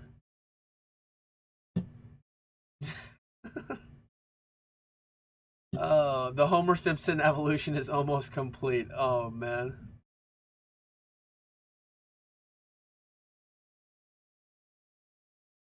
Most famous person in card collecting, Raffi. Post Malone would be up there. Raffi would be up there for sure.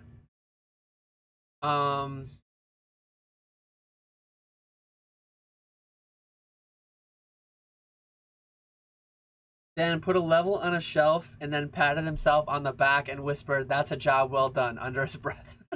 I actually noticed, I don't know if you can tell from here, but this thing is sagging pretty bad. The top one even worse.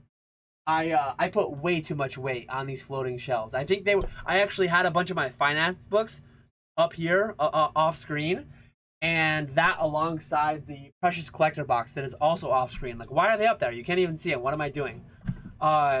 I need to fix what I've done to that poor floating shelf that is not made to support more than like 10 pounds. Dan, how do you get around getting high in your own supply, opening your own stuff? Streaming would be one way. Like, if you want to stream on Whatnot, stream on eBay Live, whatever, rip for other people to scratch that itch, if it scratches it for you. Maybe it doesn't. But me personally, I don't value the stuff as much as the market does. I've done enough ripping in my day. I've done enough gambling in my day to be satisfied with it. I've done a lifetime worth of gambling. I've opened every box of every set, aside from base set first edition. I've done enough, for sure.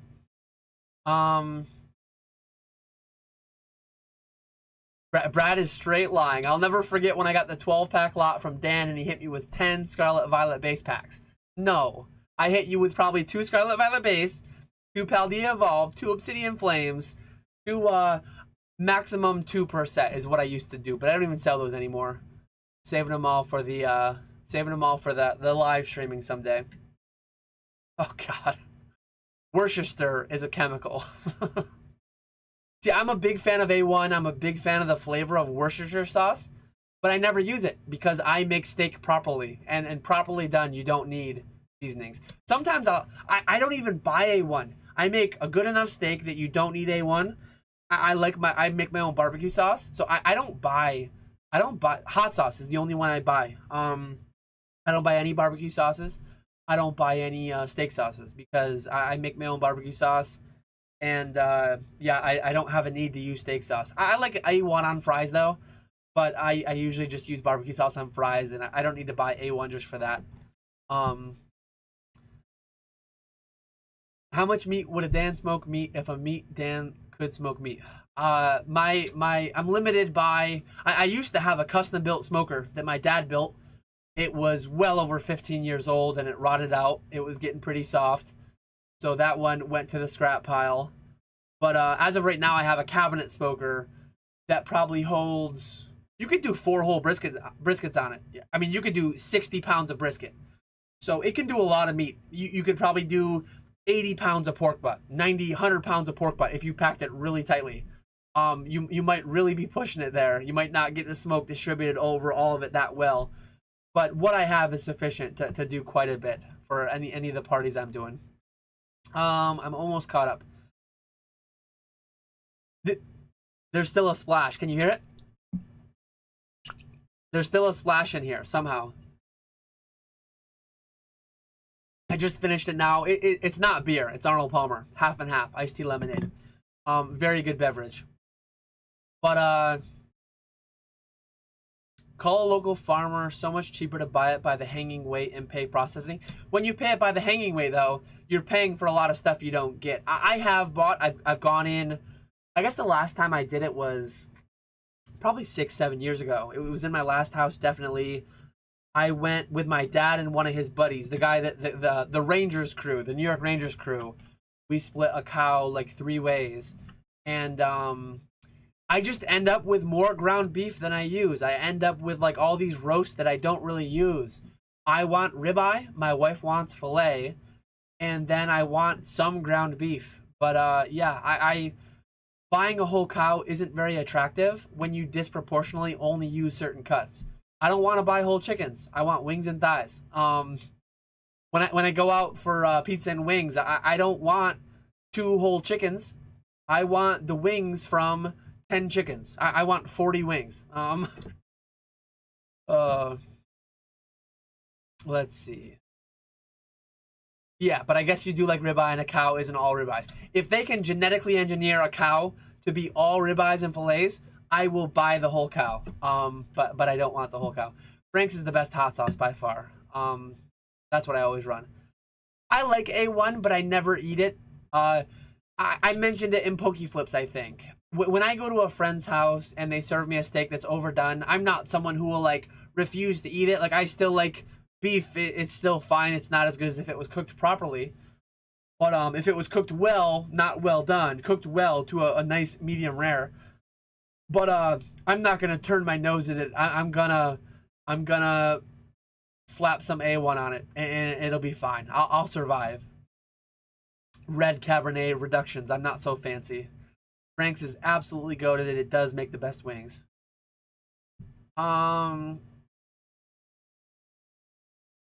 Yeah, I don't sauce when I make my own steak. A lot of steakhouses will do some kind of a fancy reduction or whatever it may be, and a lot of times they're fine. But generally speaking, like I want a well seasoned steak cooked properly, cooked well, not well done, cooked well to a nice, good outside sear, internal medium rare. That's my optimal. I'm gonna wrap up soon because I am gonna be cracking IPAs tomorrow. I do have to do some prep tomorrow morning. I'm actually gonna throw super low and slow. I'm gonna throw 2/3 of the pork belly on tonight. 1/3 of the pork belly I'm reserving. So anyone out there, Poke Chef, whoever might be able to add in their thing, pork belly. Some people cook it to 170, 165, 170. Cook it to where like pork is done. And then they, if it's got the skin on, they'll do it in like a broiler. They'll get the skin all crackled up good. But I have 2 of my 3 have the skin. 1/3 I cut the skin off that I'll do separately. Make some homemade pork rinds, which are too good. Very bad for the weight loss goals. But if you do pork belly, do you do it to 165, 170, and then sear or broil the skin to get it crispy?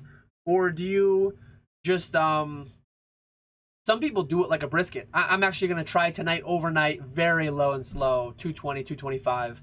It'll probably still finish overnight. Pork bellies are really thin, but I have the app on my phone that will just automatically end it by itself. But yeah, I'm gonna low and slow before I go to bed. It'll be done sometime. Then I'll wake up and it'll be ready to go, ready to rest. I'm gonna low and slow cook it like a brisket. I'm gonna low and slow a pork belly to 205, 206 internal probe tender, and I'm gonna see how that turns out. But some people say they do the pork bellies to 165, 170, and then they cut it up there. But yeah, we'll see. Gotta make chicharron with that. Best side, hands down. Why is sour beer the best beer and IPA is the worst beer? I like both. There's some sours that I've had that I like, but generally I like Northeastern IPAs. I always get the sear / crust first, then finish in the oven. Do you finish to what though? Do you finish it to 170, or do you finish it to like 205, low and slow, like you're smoking a brisket? I know some people have done that. I don't think I've done that yet. I've done it a couple different ways. The last time I did it a couple different ways, and some of it turned out too chewy, which pork belly tastes too good. It tastes way too good. Some of it was too crispy, too crunchy. Some of it was too chewy. It was still all delicious. I brought it to Father's Day, And my grandpa was like, yeah, I tried some of that stuff, and some of it was way too crunchy, way too hard. He didn't really like it. But I'm trying 2/3 of it like a brisket, and then I'm going to try the other portion of it to like 170. We'll see how it goes. Dan, do you set off fireworks for the 4th? Does New York trip about that? I talked about that earlier. New York does not have legal the things that I wish were legal. I may or may not partake in the setting off of some fireworks that may or may not have come from across state lines. That is all I can say. I don't think I have that many left, but I might be taking a trip that will have me pass through Pennsylvania and New Jersey, so who knows? Who knows what happens? 2 weeks, 3 weeks after the 4th of July, there may or may not be certain types of items on sale. Who knows? Who knows? Yeah, good night, everyone. Thanks for hanging out. I think I have everything done. Yeah, I'm fully caught up. So hope everyone has a very happy 4th of July. I went longer than I intended to.